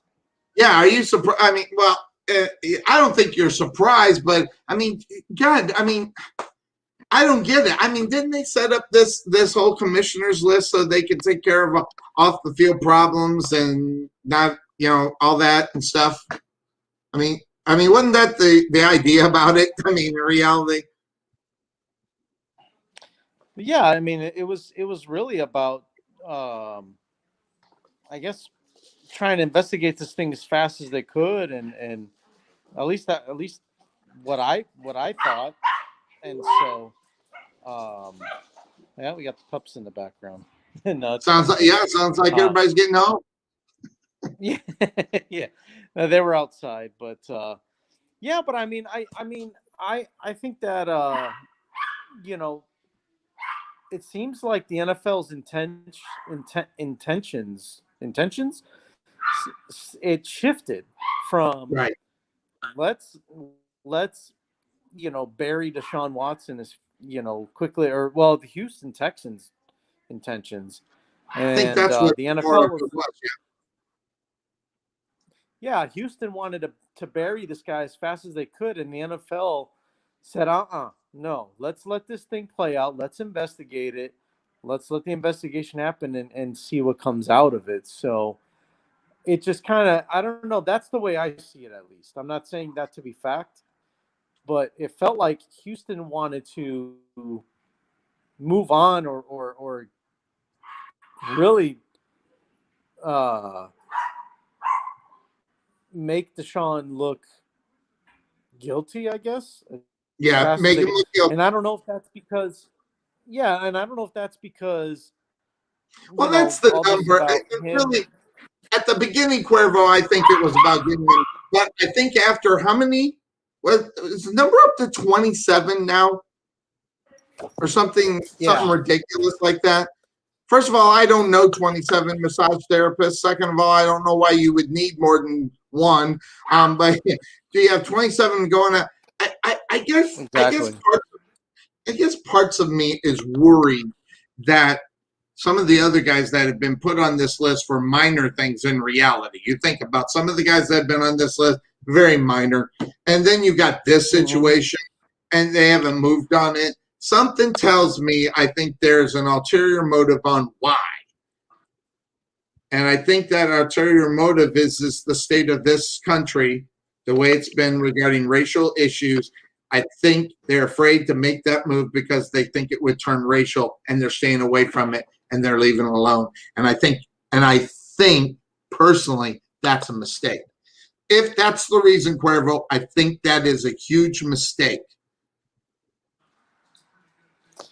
To leave it alone? Leave it alone based upon worrying about the backlash coming from the fact that they would be, because of the racial issues that are going on, people will look at it as a racial issue. I think they're trying to stay away from it because of it. I do. I don't know. Maybe it's me. Maybe it's because I'm a known pessimist, but I don't trust them. I don't trust the NFL for not doing something based upon, an ulterior motive. Well, I get what you're saying, though, Sonny. It's, but when you really think about it, though, it's almost like the NFL doesn't win either way. So either A. That's a good point. And I say that because it's either A, they do make a lot, they do raise a lot of attention to this, and you do run the risk of, okay, you're just doing it because, of his race, and they make the NFL look racist, or B, what they're doing right now, and eventually people are going to start saying, hey, why isn't this getting more attention? They're just letting some superstar that who loves to harass women, and now he's going to be looked at as he's a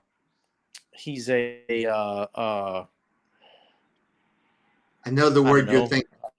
I know the word you're thinking of. Yeah, Sympathizer.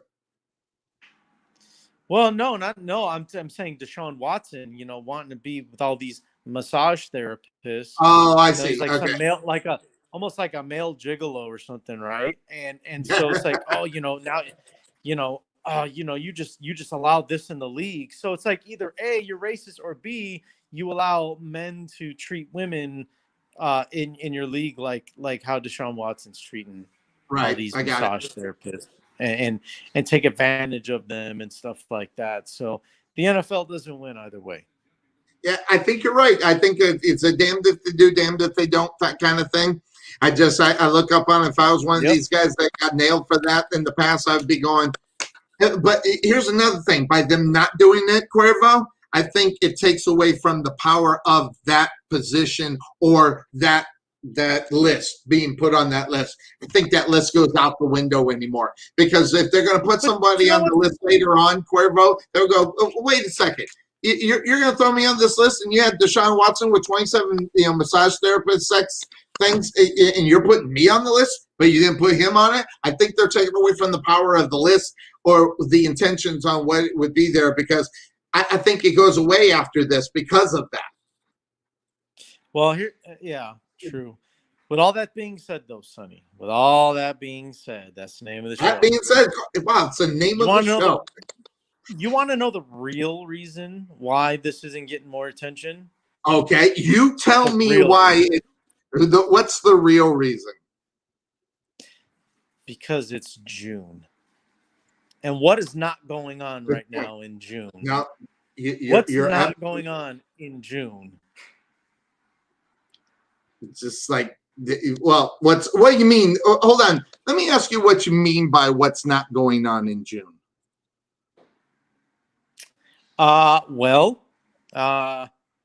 Who's playing who on Sunday? Oh, that's right. Nobody's playing. Right. Okay. That's what I thought you meant. I just wanted to make sure. That's what I mean. It's the off season, so nobody cares. Nobody's paying attention. But I bet if it was October or if it was November and the Texans need Deshaun Watson on the field and they decided to not let him play until this investigation, I bet you the NFL would be pushing for this investigation, or at least the Texans would be pushing for this investigation to get settled real quick. In other words, not being in the spotlight for a very good reason. And they really want to push this underneath the table until they actually have to talk about it, which, like you said, would probably be late July when they start reporting to training camp for the mandatory. That's when we're magically going to start hearing about some of the results from the investigation. Yeah, because it's been 3 months. How long does it take to investigate this? I don't know. Right. All right. It's been 3 months. You have one come in a day. And you can be done in 28 days with the investigation. There you go. I don't know. There's that simplistic mind of mine at work there, Cuervo. That's what I'm saying. It's sitting on Rodgers' list of things that it's on his the filing shelf of things to do. Things to do. We absolutely got to do something about it.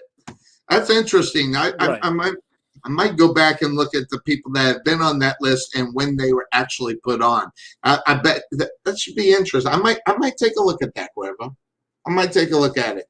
Hey, by the way, just in case you didn't know, Cuervo, some great news. The Phoenix Suns are almost blowing out the Lakers 42-27. That's good to know.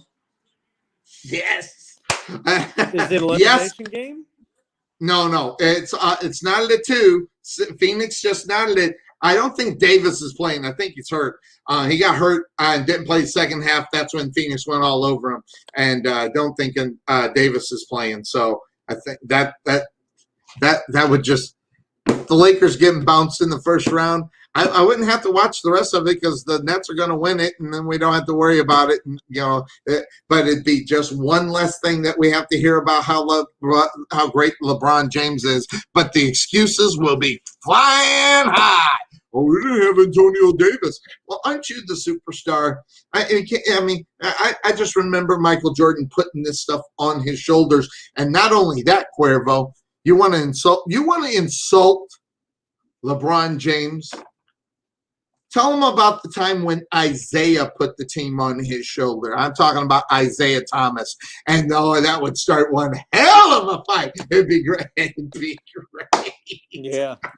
So, exactly. Lord forbid we compare him to Isaiah Thomas. I mean, it's bad enough he just passed Bird. Yeah, I just said it. He passed Bird for 6 bets. So he's moved into 6th. He passed Bird. I got to give him the credit. Now, like I said, if he figured out how to get through this thing and beat the Nets, I might have to move him up a little bit because that's. I mean, the Nets are the powerhouse. They've got the team bought, paid for, ready to go. Reminds me of the Yankees in the '90s, man, in the early 2000s. True. Bam. Very true. So, all right, my man. I cannot believe I did 3 hours here today. 2.5. It's 10 o'clock my time. Holy smoke! And that's the reason why it's getting dark there. I've had you on with light, and now it's getting dark over there. It is it's getting dark now. So, all right, my man. Anything else? Anything we missed or that you wanted to cover that I didn't cover?